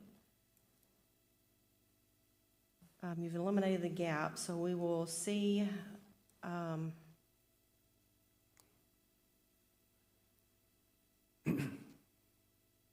meet, change, and update all other items from the the January 12th, 2022 dated letter from Greg Russell of the Neil Schaefer engineering firm, except for the third item, which deals with off-street parking, which will be addressed during the review of the site plan and design review cases numbers 2068 2067 respectively.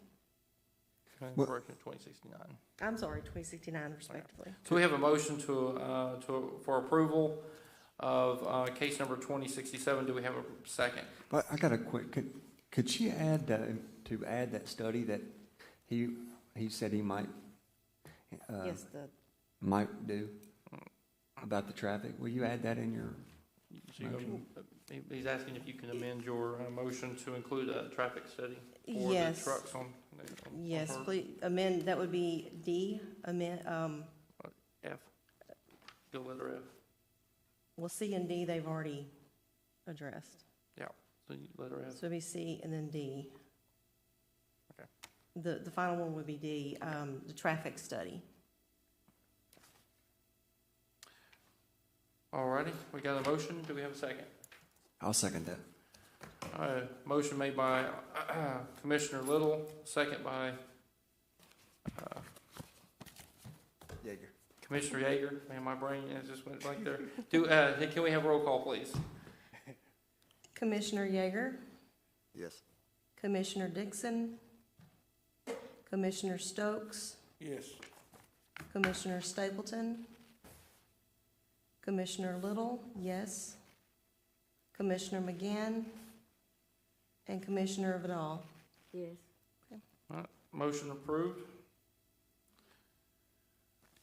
All right, moving on to the next case. We're moving right along now. Case number 2068 is the request of the Huntington Industrial Properties Development, the firm incorporated engineer for the site plan and design review of Lot 2 of the I-55 Horn Lake Distribution Center, consisting of approximately 15.5 plus or minus acres, located south of Payne Road and east of Hurt Road in Horn Lake. We'll turn this once again over to Director Barr. Thank you, Chairman.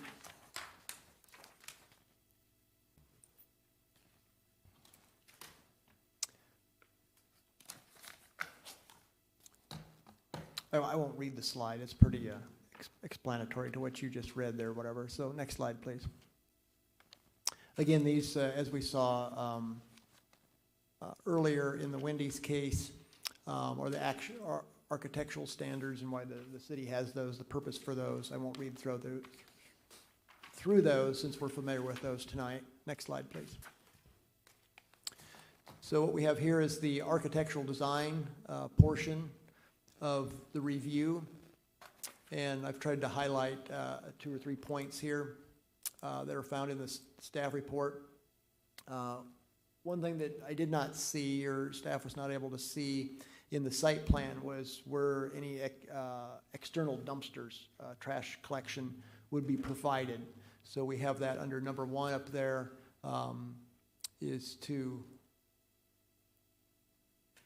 wait, no. It's too small. I'm gonna have to use a bigger font. Looks great on the computer when you're typing it. You said number 2? Roof requirements? No, roof requirements is, what's number 1? I can't make it out from here. If someone could help. Dumpster. No dumpster. It does say dumpster? Yeah, you already did. Okay, all right, I was correct then. Sorry, I'm sorry. Sorry to confuse everybody, sorry. So yeah, the first one is the dumpster, to add that to the, staff recommendation would be to add that to the site plan for this particular case. Number 2 has to deal with the roof structure, which I've tried to put the orange oval there that shows what the city has in its design standard is that it can only run for, the expectation is 125 feet before there would be a parapet change. So it wouldn't be a straight line. That's done for a design enhancement feature, if you will. And so that portion, it only applies to the north side, because that's the side that would face, for this particular lot development, would face the public road, which would be Logistics Avenue. So what you see there is a big long stretch there with no articulation there. So number 2 deals with whether that's something that the Planning Commission wants to require or just leave as depicted there. Moving on to number 3. Oh, it has to do with exterior materials. So if you remember, like from the Wendy's case, the design standard is for either well, it's not of metal. It's either of, brick or block, decorative block, glass, different things like that. Obviously, that's a very difficult thing to do on a large build, especially when you're talking here in these cases, around 500,000 square feet each time. And so part of that, calls for like 20% glass. And really what's seen is a very small percentage. And so staff is okay with going less than the 20%, because I don't know how applicable that would be to a warehouse where they have, depending on what they have inside for inventory or mechanisms or whatever, they may need the structure to leave it as, decorative concrete or something more substantive on the outside. So staff is okay with a lesser standard there for a glass on the exterior, but we leave that to the Planning Commission for your discretion to make the decision there in the end. Next slide, please. Again, this is the site plan review, which has to do with driveways, loading areas, parking areas, those types of things, and some other things. Next slide, please. Okay, so what I've tried to do here is highlight some of the things that were not met during the review. The first one is the tree survey or mitigation plan. Now, since this has been forwarded to the developer, they actually have done a worksheet for parcels that are 10 acres or larger, and so staff is currently reviewing that. But it was already part of the PowerPoints. I left it in there just to make sure that was on people's mind, that it's something it is a requirement of the city, because right now, the existing parcel is mostly in trees. I guess they're not real mature trees, they're younger trees. They're not like they're 100-year trees or something like that. But the applicant has submitted item number 1, and staff is reviewing that. Number 2, the issue there with the drainage, per the engineer, the city engineer, is that they wanted to have a separate outflow number for pond number 2. So you see kind of an orange oval there. That's basically where drainage pond number 2 to serve lot number 2 would be located, and they wanted just some separate numbers for the outflow of that particular drainage pond.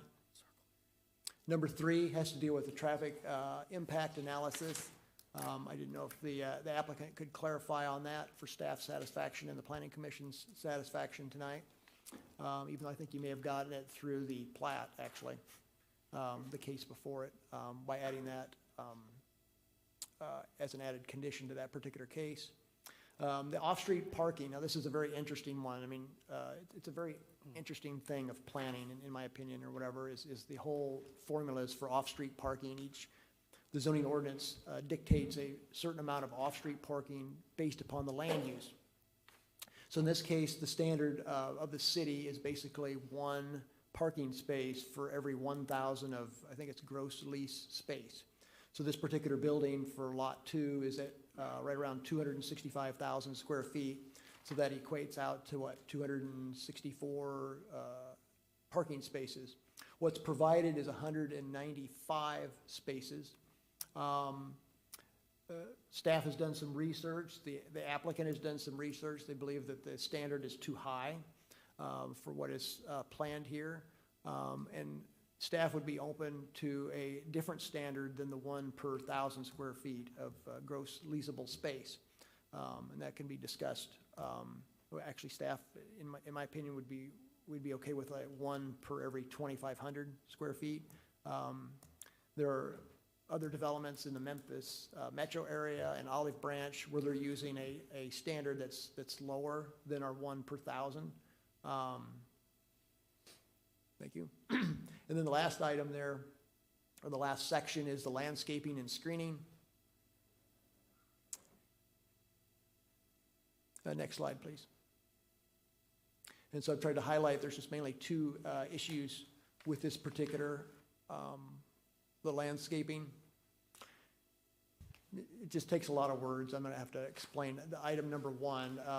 So streetscape type A applies to the north facade because it faces a public road, which would be Logistics Avenue. And so it calls for a certain amount of trees, major type trees and ornamental shrubs and bushes to be established along that north frontage area. And so what's proposed, I'm going to go to my staff report so I can see it better, if I may.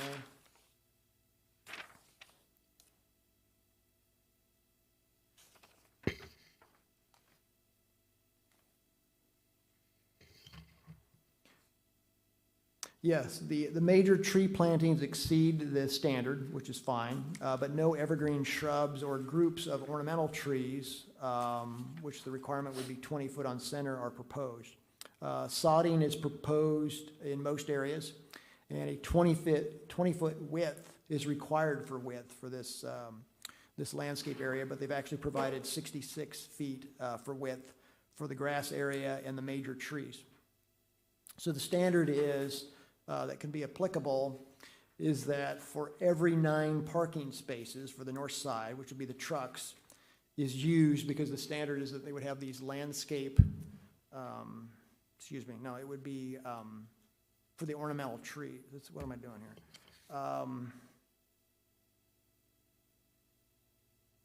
I'm just going to read it, since my brain is about dead now. If every 9 parking spaces for the north side for the trucks is used in grouping the calculations, then that's 108 feet. So you get, the total length there is 720 divided by 108.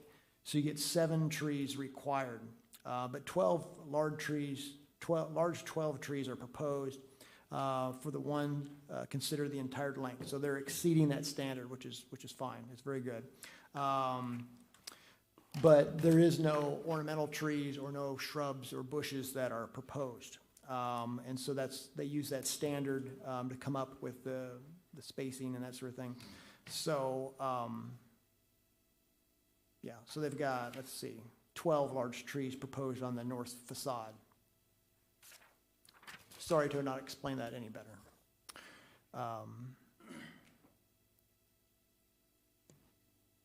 Okay, and then number 2 there has to do with parking lot landscaping. The city standard is there when they have an island or peninsula of landscaping in the parking lot, that it would be at least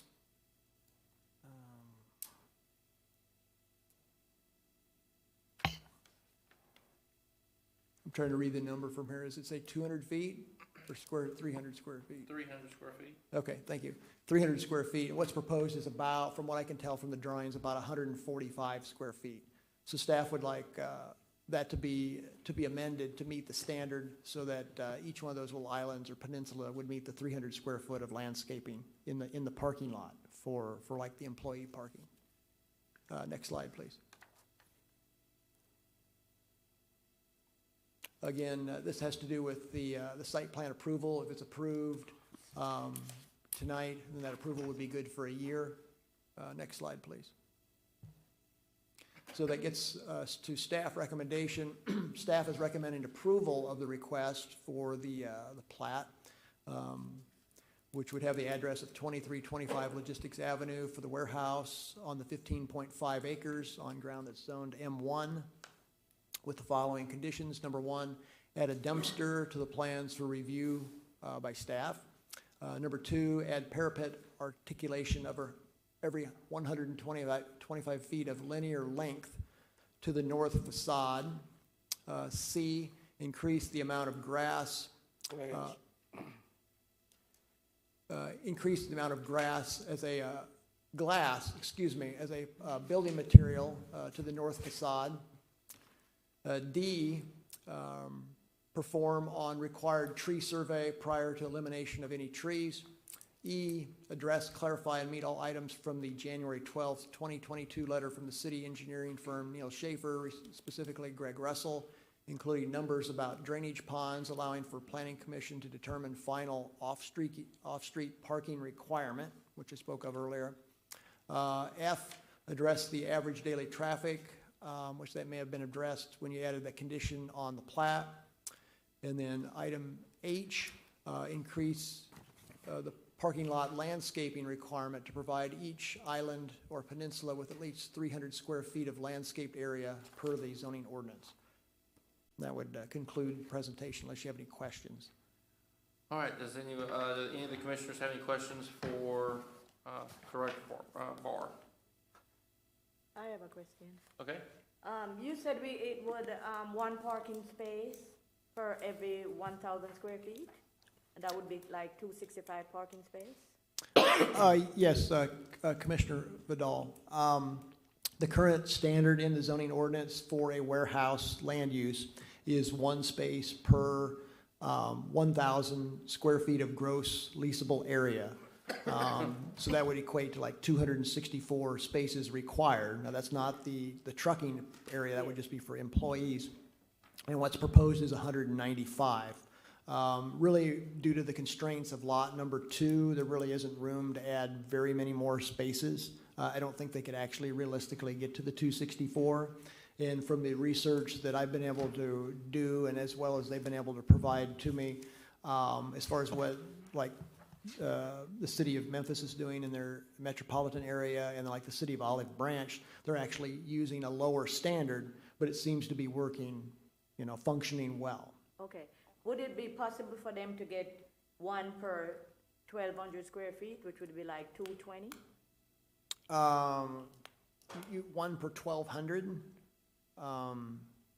That would be a possible number. I'm still thinking that's awful high. I'm thinking that's awful high. My staff is comfortable with 2,500. Now engineering's comments to me or whatever is they thought the 1,000 was okay or whatever. They thought it might be a bit excessive or whatever. So it's, and I've got some of that research from other places in the staff report. I don't know if you've had a chance to look it over or what have you, but. The problem is when we lower the standard too much, then other people come in, they want to, to meet the same requirement, and sometimes it's not possible, it's not feasible. Right. So I think, we gotta kind of work between the numbers. Yes. My gut feeling tells me as a planner or whatever that I think our 1 per 1,000 is a bit high from a modern stance. Parking has changed a little bit since I think that original standard came about 25, 30 years ago. It's always hard to know exactly with parking, and parking is going to be changing massively. I know some people don't adhere to the self-driving vehicle, but with a self-driving vehicle, I've heard people talk about the concept of like, well, if you own a car that's self-driving, and I don't know how soon we're going to get to this point or whatever, but it's coming. And to say it's not coming, I think is not good thought. Is that if a person owns a car, well, instead of my car sitting out in the parking lot doing nothing, I could actually be renting it out. And so I don't know if parking, the standards are going to be the same in the future, because people might be taking advantage of that ability to, instead of leaving their car set all day while they're at their work shift, whether it be an 8, 10, 12-hour shift or whatever it be, that they may actually rent it out. So it might not actually be there. So it'd be more of a continuous flow for a certain amount of traffic. No, it's a ways away. I don't think we're there yet, obviously, but so parking's kind of a hard thing to pin down. But my gut feeling is our 1 to 1,000 is a little bit high. I got a question just to back you up there. You were using the 264,000 square foot warehouse.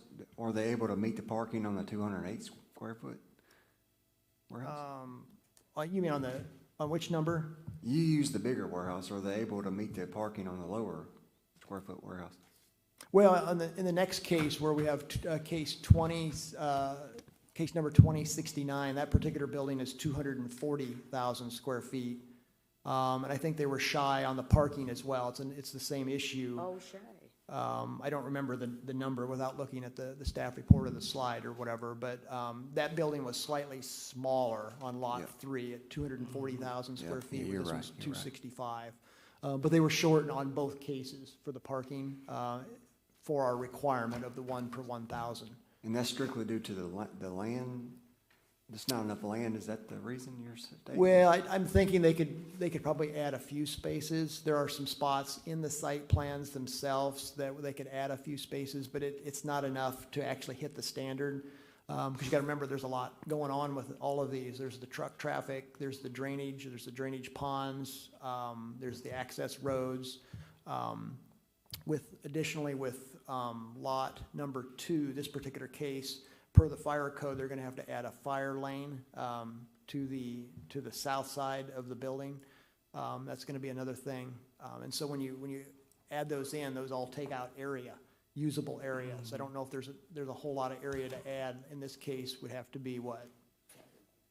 Almost 65, 70 more parking spaces for lot number 2. The last question, do you know the total number of spaces for 500,000 square feet they'll have? Let me do some math.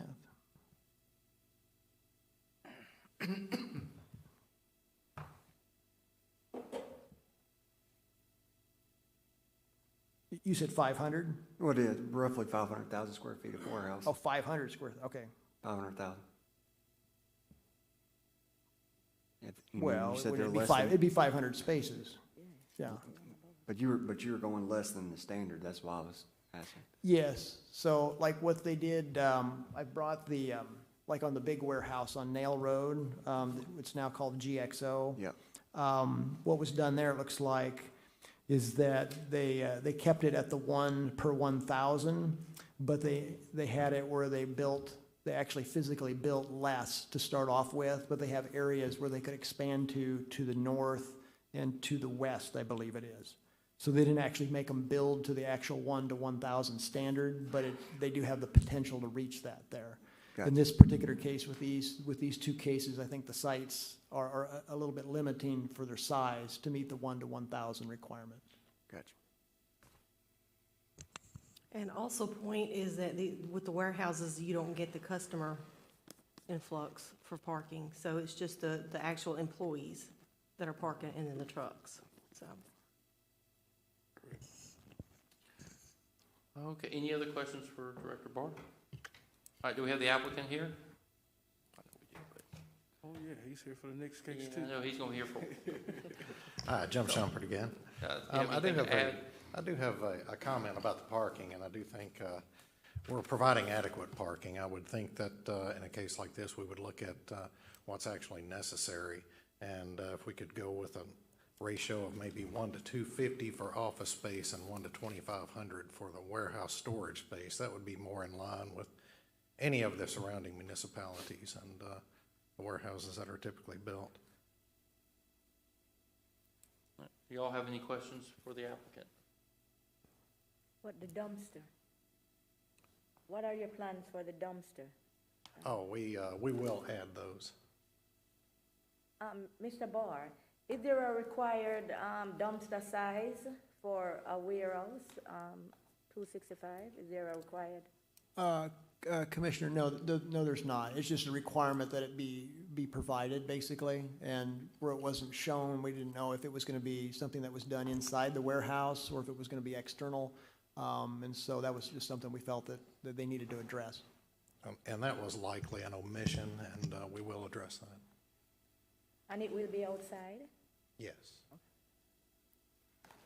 I think it's required to be on the south side of the building, right? What I mean, it's required to be in the back of the building, of course, right? That I don't know. Unless it's a Horn Lake requirement, it's not typically required. I mean, what we would look at would be to, we try to locate them to where, like, the public is not staring into the gates, you know, what kind of angle them and whatever. And they won't be between the building and the street. They would be maybe on the side of the building or toward the rear.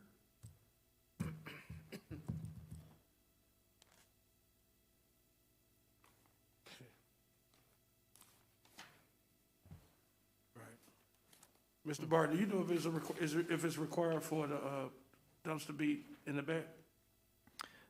Thank you, Commissioner Stokes. Yeah, actually, I've got the standard here. It's from Article 13E, General Requirements, 1D, Dumpster Enclosure. The D standard says, I'll just read it verbatim, for industrial / distribution / warehouse buildings exceeding 25,000 square feet, no screening is required. However, the dumpster shall be located in the rear yard behind the building they serve. So if that was something that the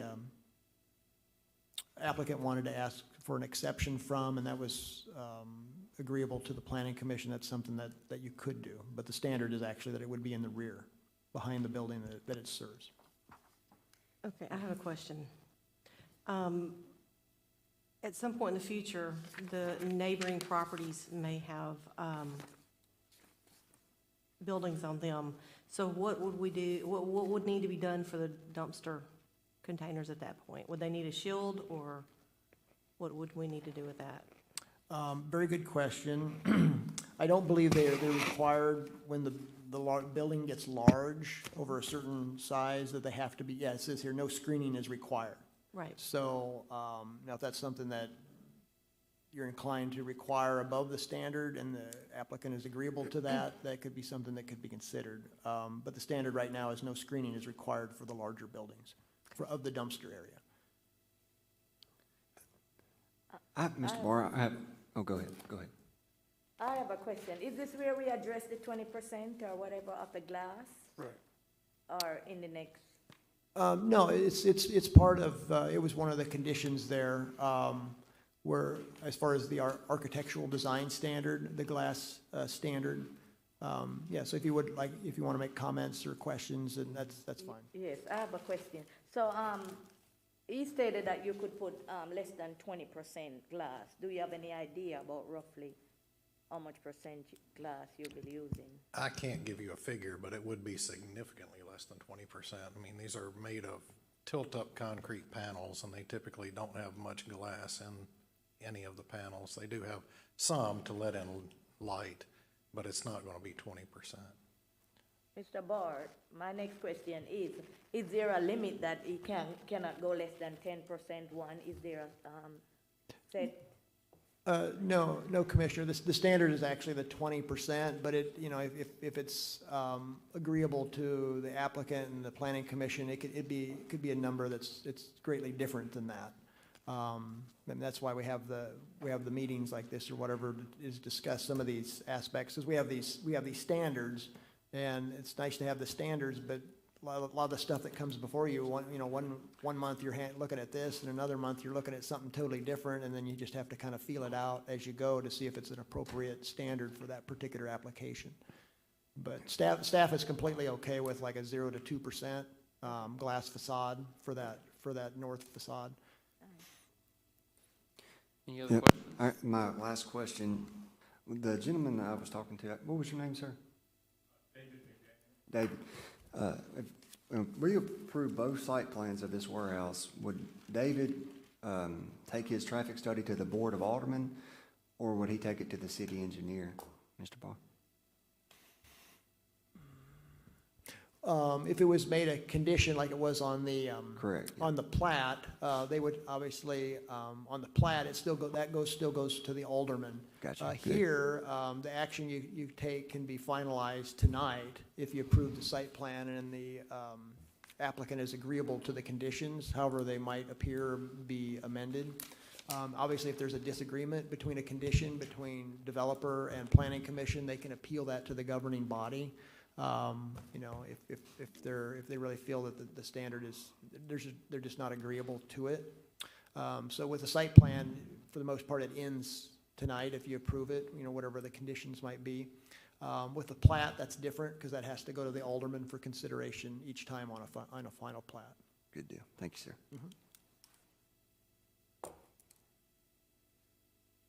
Any other questions? I actually had one. I'd like a clarification on the landscaping area. Okay. And I'm reading from Article 5, Paragraph L, where it says, "The parking lot landscaping shall be provided at a ratio of 300 square feet of green space per 10 parking places." And further, it goes on to say that no landscaped area shall be permitted to contain less than 200 square feet of green space. And I believe that that's meant to read that the parking islands are to be a minimum of 200 square feet, and we can attain the 300 square feet ratio using some area that's not contained in landscape islands. That's an excellent question. Let me see if I can pick it up here on the staff report.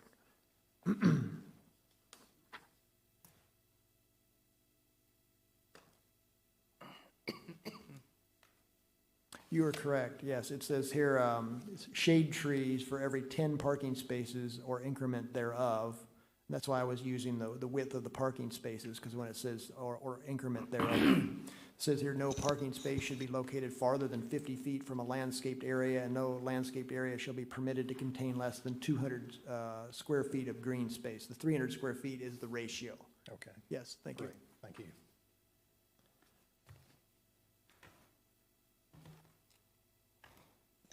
Any other questions? Do we have a motion? I have a motion. After review of application case number 2068 SPDR, a request for the review of a proposed site design and landscape plan for warehouse proposed at 2325 Logistics Avenue in Horn Lake, consisting of 15.5 acres plus or minus, with M1 zoning located on Lot 2 of the I-55 Horn Lake Distribution Center subdivision. The Horn Lake Planning Commission approves the request with the following conditions attached to it. A, add a dumpster to the plans for review of staff. B, add parapet articulation every 125 feet of linear length to the north facade. C, increase the amount, we weren't gonna do that. So C, a tree survey shall undergo satisfactory review and approval of the planning staff. D, clarify and meet all items from the January 12, 2022 letter from the city engineering firm Neil Schaffer, specifically Greg Russell, including numbers about drainage ponds, allowing for the planning commission to determine final off-street parking requirement. E, address the average daily traffic impact analysis issue. F, abide the planning commission's determination for the north side landscaping planning schedule. H, increase the parking lot landscaping requirement. Well, this would be G. Increase the parking lot landscaping requirement to provide each island peninsula with at least 200 square feet of landscaped area per the ordinance. And I, perform traffic survey for Hurt Road. I'd like to A make second. I'm sorry, could I make one more comment? Sure. There was a condition for a tree survey in what you just read. We'd like to not do that. The ordinance is based on figuring an area of tree canopy and mitigation based on that, and that's what we'd like to use. Okay, was one already submitted? Did I misunderstand? Yeah, they did submit one to the office. I believe it was like Thursday or Friday last week, but it actually equates out to a charge of like $188,000. Because basically they would be eliminating nearly all the trees that are there. But staff acknowledges that it's a young stand of trees. It's not a mature stand of trees. So yeah, I don't know if that differentiates in other people's mind or whatever, but it does in our mind. And plus, they are planting back a number of trees or whatever. So I would like to lower the standard or whatever, because that seems like it probably kills the deal. I assume that, if you have to come up with develop the two properties or three properties, come up with nearly $200,000. I don't know that for certain or whatever. But I guess what's in line with the city has done in past was more like when total parcels were being denuded, for lack of a better word or whatever, detreed. It was more like in the 30 to 40,000. The bad thing with coming up with a lesser standard is that it's kind of arbitrary, you're kind of, and we're not supposed to be arbitrary, even though I know sometimes it feels like we are. I haven't come up with a new standard there. Unless you wanted to leave it up to the discretion between the developer and staff. I don't know. Unless you want to set a standard or whatever. It seems awful high. I mean, there are a lot of trees. I mean, it's sad to see that many trees go, but then they aren't old trees. So it seems like a fairly young stand of trees. I know that's a sloppy answer, and that's probably not much help or whatever, but so. Okay, well, let's amend that then to say the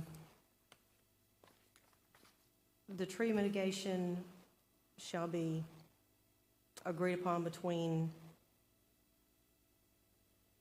Staff and the applicant. Yeah, right, staff and applicant. Okay. Okay. So do we have a second? Second. Second by Commissioner Stokes. Any other discussion? I know I'm not part of the thing, but, because I know in the one item here, it's contained with the, address, clarify, and meet the letters, all the items from the January 12th letter. It says allowing for the planning commission to determine the final off-street parking requirement. Did you guys make any specificity there as far as what you wanted to do? Oh, yes, did you? No. So I was just still unclear there as where the planning commission might go for setting the parking amount. The parking that I discussed? No, off-street parking. The off-street parking, yes. Do we just want, what do we want to do with the off-street parking? Do we want to admit, not have that as a standard? There was 2 options mentioned, right? Yes, I think there was like a 1 in 2,500 square feet standard, and then there was also breaking out the actual use of the building, breaking it down, excuse me, into the office portion, and then the warehouse portion, and I believe, if I wrote the numbers down. Yeah, it was 1 in 250 for office, 1 in 2,500 for warehouse. Yes. Is that what you wanted to? Yes. Are you okay with the amendment? Yes. Okay, so we still have a motion on the table with the amendments noted. Any other discussion? All right, roll call, please. Commissioner Yeager, Yes. Commissioner Dixon, Commissioner Stokes, Yes. Commissioner Stapleton, Commissioner Little, yes. Commissioner McGann, Commissioner Vidal. Yes.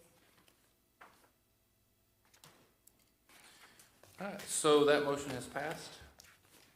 Moving on to case number 2069, it's basically a repeat of the other one but with a different lot number, lot 3. 17.3 acres plus or minus located at Payne Road and east of Hurt Road.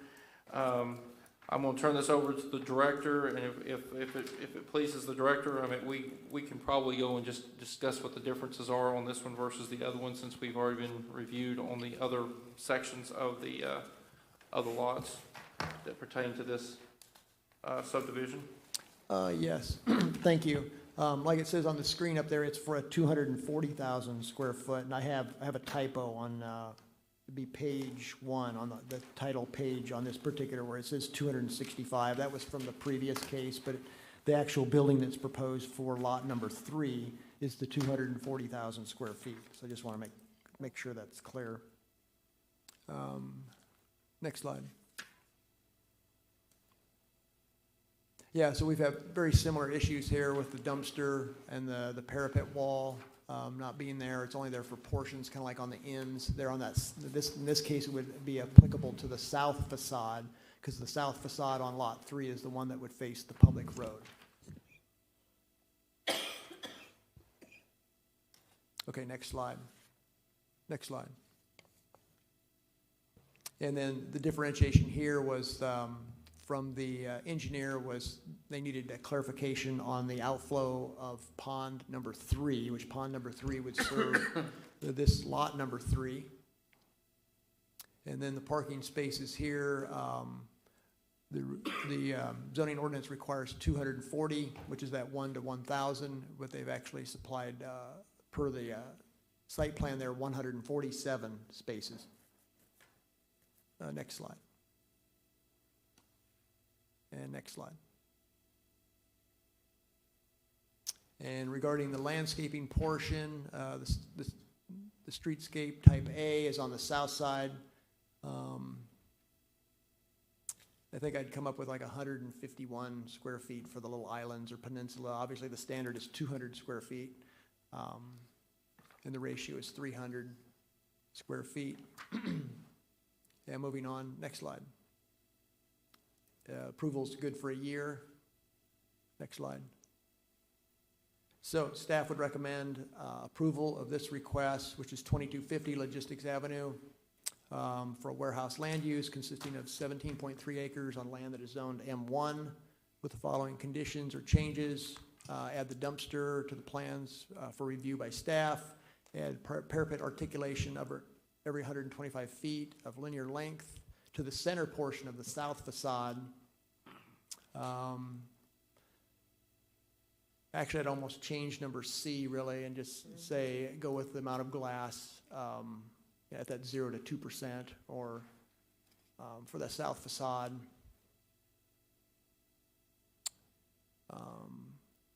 Basically do the tree survey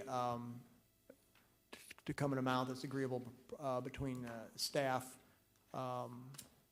and the developer, because of the stand of trees is on the young side. It's a younger stand of trees. Address, clarify, and meet the items from the January 12th letter from Greg Russell, which has to do with the outflow numbers for Pond 3. And then, if it's suitable to the Planning Commission, go with that same standard for off-street parking, the 1 per 250 square feet for the office area, and then the 1 per 2,500 square feet for the warehouse area.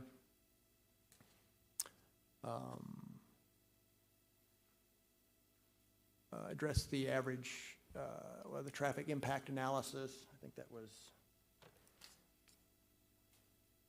think you added that on the last case. I'm brain dead, sorry.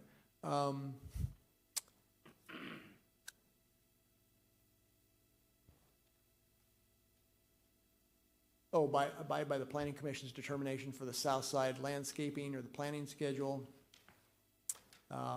And then increase the parking lot landscaping requirement for the island and peninsula with at least 200 square feet of landscape area per the ordinance. That'd be last I had there. Okay. Oh, so do we have any questions for Director Barr? Do we have any questions for the applicant? All right, do we have a motion? Yes, I have a motion. After review of application case number 2069 SPDR, a request for the review of a proposed site design and landscape plan for a warehouse proposed at, do you have that address? 2250. Okay, that is the correct address. Yes. 2250 Logistics Avenue in Horn Lake, consisting of 17.3 acres plus or minus with M1 zoning, located on Lot 3 of the I-55 Horn Lake Distribution Center subdivision. The Horn Lake Planning Commission approves of the request with the following conditions attached to it. A, add a dumpster to the plan for review of by staff. B, add parapet articulation every 125 feet of linear length to the center portion of the south facade. C, tree mitigation shall be agreed upon by planning staff and applicant. D, address, clarify, and meet all items from the January 12, 2022 letter from the city engineering firm Neil Schaefer, specifically Greg Russell, including separate outflow numbers for number 3, drainage pond, and allowing for the Planning Commission to determine the final off-street parking requirement. E, address the average daily traffic impact analysis issue. F, abide the Planning Commission's determination for the south side landscaping planning schedule. G, increase the parking lot landscape requirement to provide each island peninsula with at least 200 square feet of landscape area per the ordinance. H, perform traffic survey for Hurt Road. I, decrease off-street parking ratio from 1,000 parking spaces per square foot to 250 parking spaces for office space and 1 per 2,500 parking spaces for warehouse usage. And the glass? See, you didn't address the glass, the amount 0 to 2%. Yeah, we agreed on the other one that it wasn't going to change. You just think so, okay. Second. Okay, we have a motion and we have a second. Do we have any other discussion? All right, roll call. Commissioner Yeager, Yes. Commissioner Dixon, Commissioner Stokes? Yes. Commissioner Stapleton? Commissioner Little, yes. Commissioner McGann? Commissioner Vidal? Yes. And if I could ask, who seconded that motion? Me?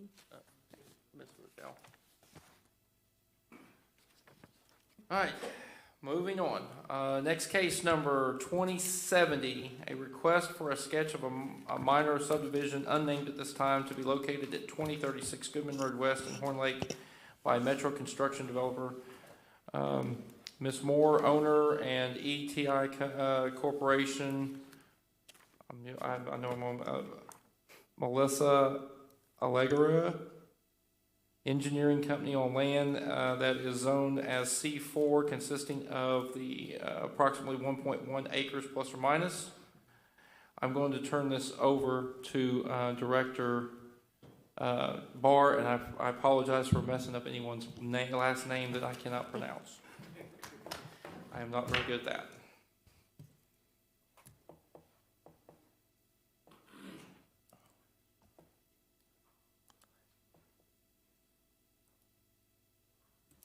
Oh, thank you. Yeah, so if you will, on this one, you have to change gears just a bit. It's not a site plan design review, and it's not the same as like a final plat or a preliminary plat.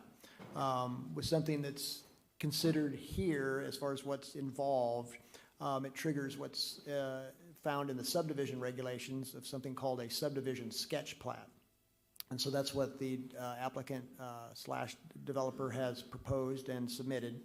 And so in some ways, it's a little bit conceptual in nature, and it doesn't have the great detail that you would see, let's say, on a site plan design review with the landscaping and all that sort of thing. I'd like to say it's been very good to work with the applicant. I compliment them that they're ahead of the head of the development curve. They're thinking of a lot of things. I mean, because one of the things here is that the property's in the floodplain, but they're aware of that, and they're doing their due diligence on that. So that's very commendable. So as I just stated, which is represented on the slide up there, obviously we have a definition of a sketch plat. It's really not that helpful. You have to go to other parts of the subdivision regulations, which I just spoke of, where the sketch plan is required as opposed to starting with a preliminary plat or a final plat. Next slide, please. And so this lays out the sketch plat procedure. So if it's to the Planning Commission's liking, and let's say if you recommend approval or approval with conditions, then the applicant could come back conceivably with a final plat. And that's the way it's laid out as far as process-wise, because no public road is proposed here, no extension of public sewer or public water, those types of things. There's not enough lots involved to rise it to the level of a major subdivision. So that's why it starts at the sketch plat stage. Next slide. So what we see here is the sketch plat layout. The proposed area is 1.01 acres. What's proposed is just one lot.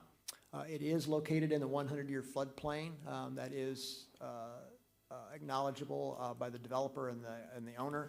And so they realize that when the building, when it gets built, it will have to be elevated. It's a base flood, over the base flood elevation. The floor will have to be at least 2 feet above that. And so they're aware of that requirement of the city through its floodplain regulations. No public road, as I stated, is proposed. Water would be provided by the Horn Lake Water Association, and the sewer would be Horn Lake Water Association as well. The zoning on the property currently is C-4. And what you see from this particular diagram is the proposed building in the center. The area in the green, per the zoning ordinance, requires for a play area. For what's proposed here is a daycare center. And so that's to the rear of the property. And at the very top is the detention area to capture detention, water drainage on the site to the rear.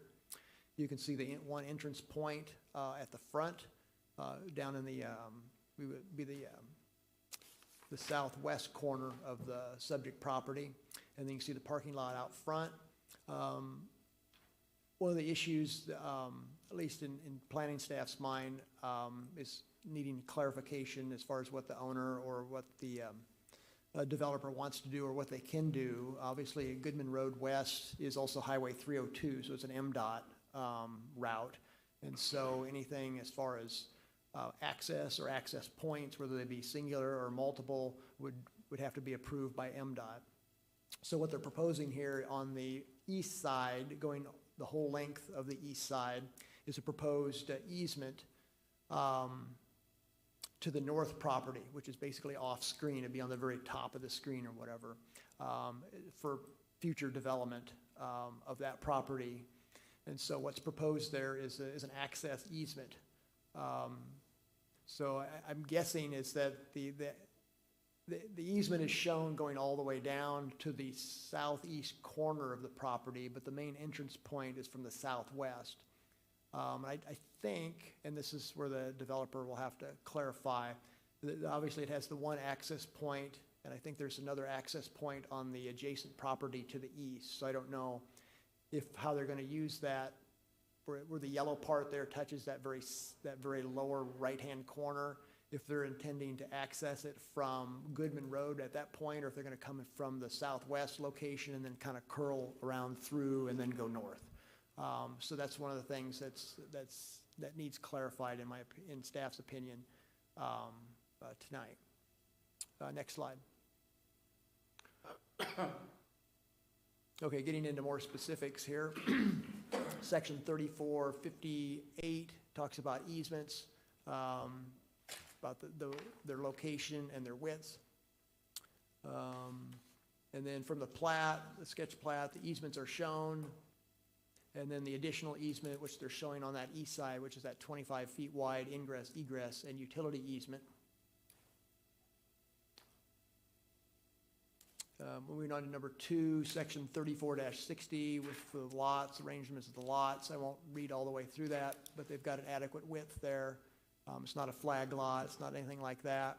One question staff did have is that on the sketch plat, they did label some of the adjacent properties and the properties involved as lots 18, 19, 20, and 21, but it had not been previously platted. So staff is curious where they got the lot numbers, if that was just a derivation off the county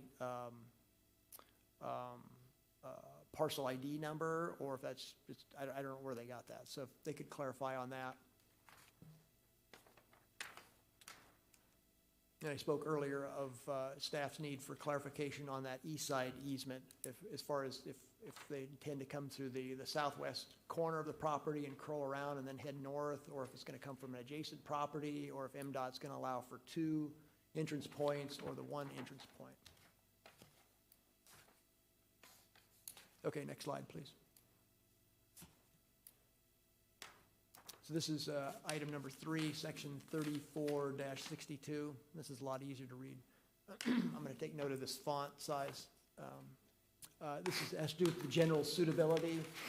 So the Planning Commission may reject the subdivision if it has been determined that the proposed subdivision is not keeping with the general character of the development in the area, and that it is the best interest of the public, and the site is not suitable for the proposed development process.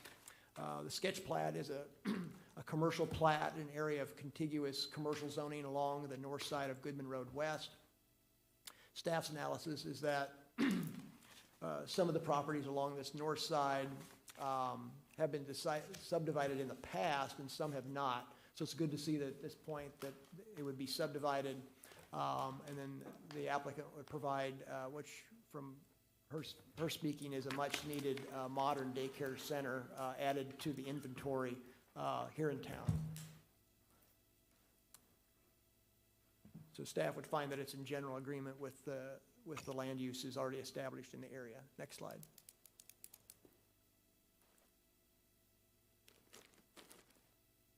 So just to state for the record or whatever, the property is in the floodplain, but the applicant is aware of that.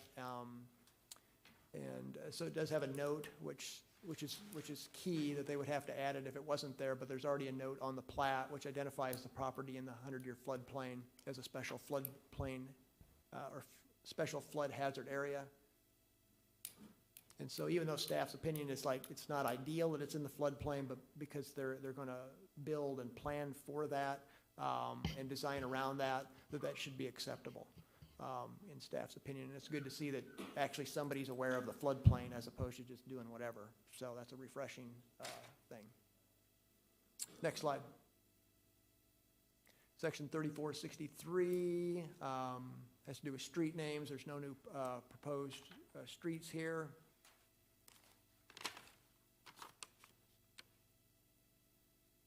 But it would need a name to the subdivision eventually. Right now, it's basically unnamed, but if it goes to the final plat stage, the developer will have to come up with a name for the subdivision. I'm sure they're aware of that. They're probably working on that. Section 3489, which is the minimum standards, which talks about sidewalks. I don't believe there was a sidewalk shown, but this is just to let know that a sidewalk would be required. But of course, it wasn't a complete submittal, because it's not like a final plat, so maybe maybe they intend to add a sidewalk, but they just didn't show it at this particular stage.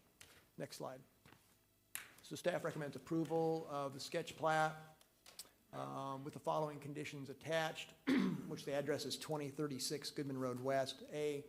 Applicant / owner / developer shall proceed with the filing of the final plat and all required documents associated with that. And B, applicant, owner, developer shall develop a name for the subdivision as reference, for reference and clarity reasons. That concludes the presentation unless you have any questions. Y'all have any questions for Director Barr as the applicant here? If y'all want to come up, I know y'all been here a long, y'all have been here for a good little bit, so we're going to allow y'all to have y'all's time to talk. Good evening. I'm Melissa Aguilera. I'm the engineer designer with ETI Corporation out of Memphis, Tennessee, but I'm a DeSoto County resident. I'm here representing Ms. Moore with her application to consolidate 3 lots. She needs the area to accommodate the minimum parking requirements, her building square footage, minimum recreational area per daycare requirements, and detention reservation. Part of her agreement when she purchased the land was the ingress-egress easement from the previous owner, who owns approximately 5-acre parcel just north of the proposed property. And that is what that was intended for. The original intent of this concept is to keep the drive separate from the daycare facility and the ingress-egress easement for whatever potential development could be passing through the daycare. Again, this needs to go through MDOT. MDOT may require only 1 curb cut for this development, and we do have alternative SketchUps to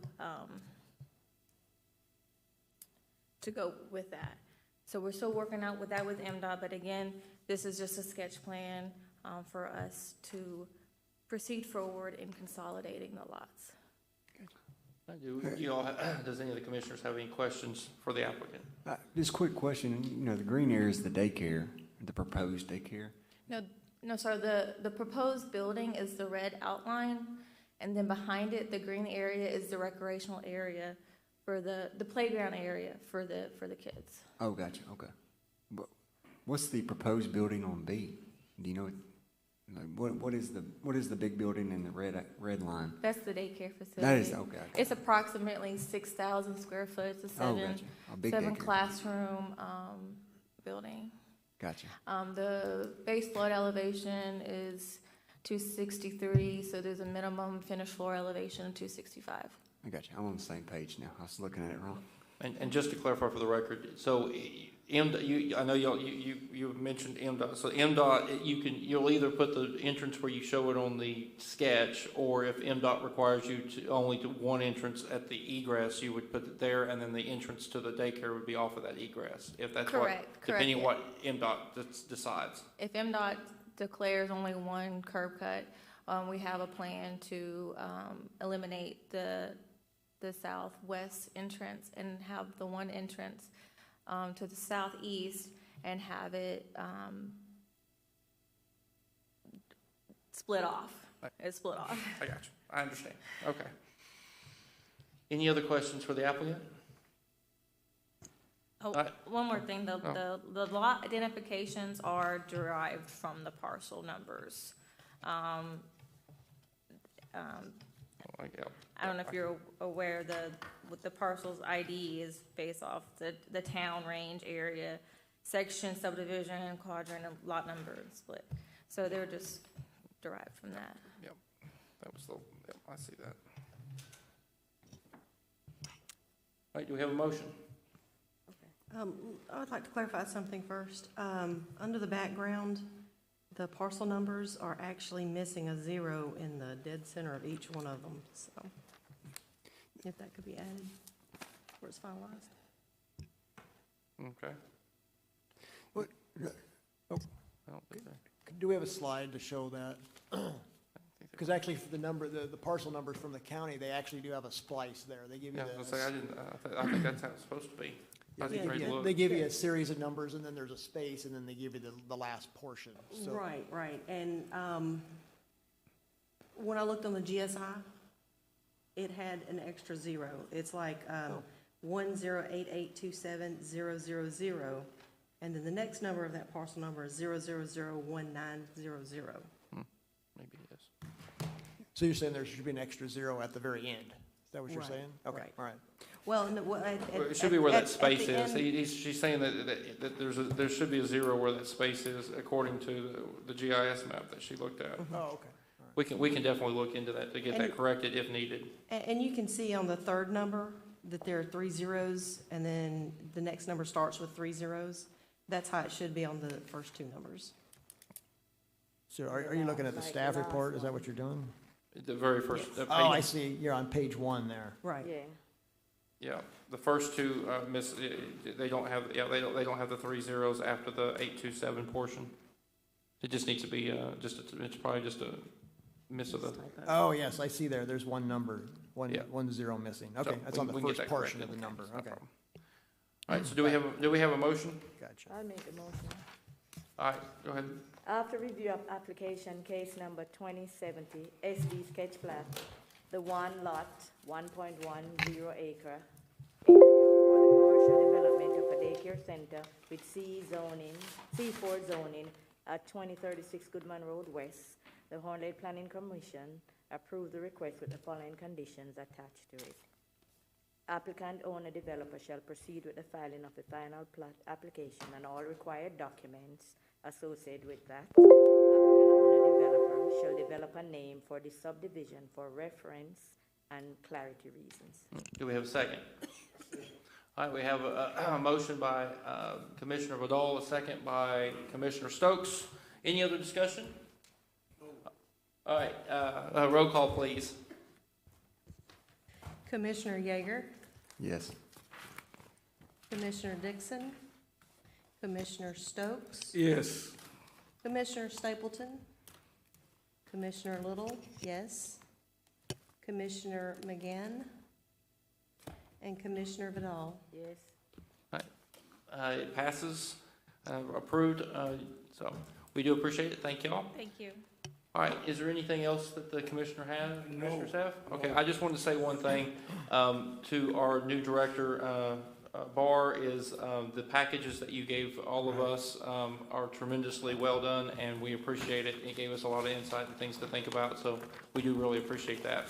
Oh, well, thank you. I've been working quite diligently, and I've been, the city has standards or whatever, and I'm just trying to bring those out, and I may dial it back a little bit in the future. I left some of the things in, like, let's say with the windy stuff where they'd actually corrected, but I left it kind of in there just to kind of embed it in our minds from try to get into rote repetition that we're looking for certain things.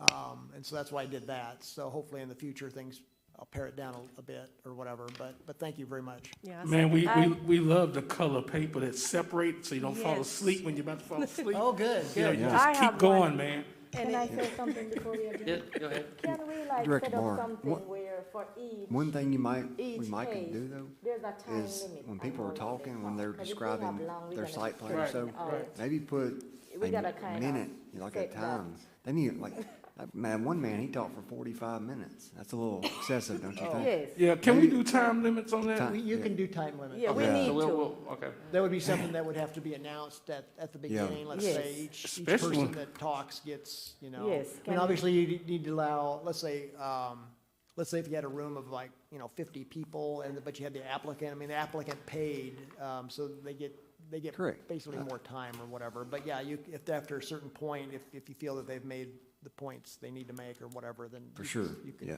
Okay. Well, Thank you. And with the work that you did, it actually shortened our time here because you answered a lot of the questions that I had so, before I Oh, had good, to ask good. them, so. all right, so do we have a motion to adjourn? I make the motion to adjourn. All right, do we have a second? Oh, wait, Second, oh, second first. Oh, there was, I don't know if you'd seen in the email, no, they don't appear to be present. But there was some discussion, there's a business, that's being established on Goodman Road. And, they're wanting to put bars up in the windows or the doors or whatever. So there's been some discussion with city staff. I guess the bars, are not allowed, I think, with the windows per the fire code. Or like if they want to have one of those gates that comes down and shields it, that's not allowed per the fire code. But they still would like to put bars on the inside of the door. Now that is allowed per the fire code. I've checked with Chief Linville on that. He says that the fire code does allow that. But, just looking up and down, Goodman Road and other roads in town, I don't really see bars up. It doesn't seem to be a prevalent design in town. No, the design standards for the city are basically tacit. They don't really address that particular aspect. So I did suggest to the property owner that I could at least bring it up to the planning commission. I know it's late or whatever. I didn't know if the planning commission had any particular thought on that, or if that's something for in the future or what have you. But I was doing the packets as that was coming up or whatever this last week or whatever. But, so I did say that I would bring the question up if it's allowable or whatever, to basically gauge sentiment of the planning commission on that particular desirement, if you will. So I was gonna say, off the top of my head, I figure it'd be something since you brought up, it would be something we could think about between now and we could probably get that done on an email, just about what we think. If you just send an email out on what that is, we could probably address it on email, and then if the applicant does come forward, at least we have it, then we could present it at that point. okay. I'm going with, remember the training we did?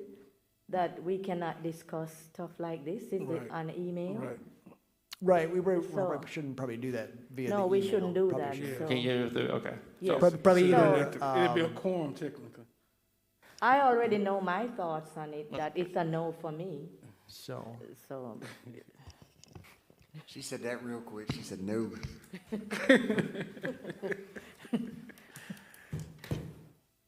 Anybody else has got any thoughts on it?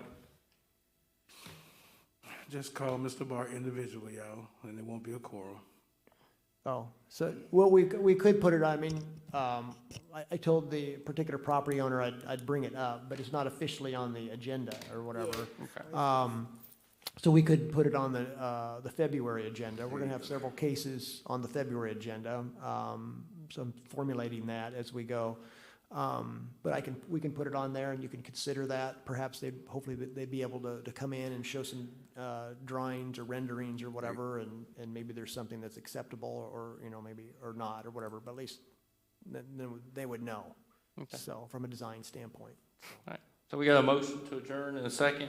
All in favor, say aye. Aye. All right, we are adjourned.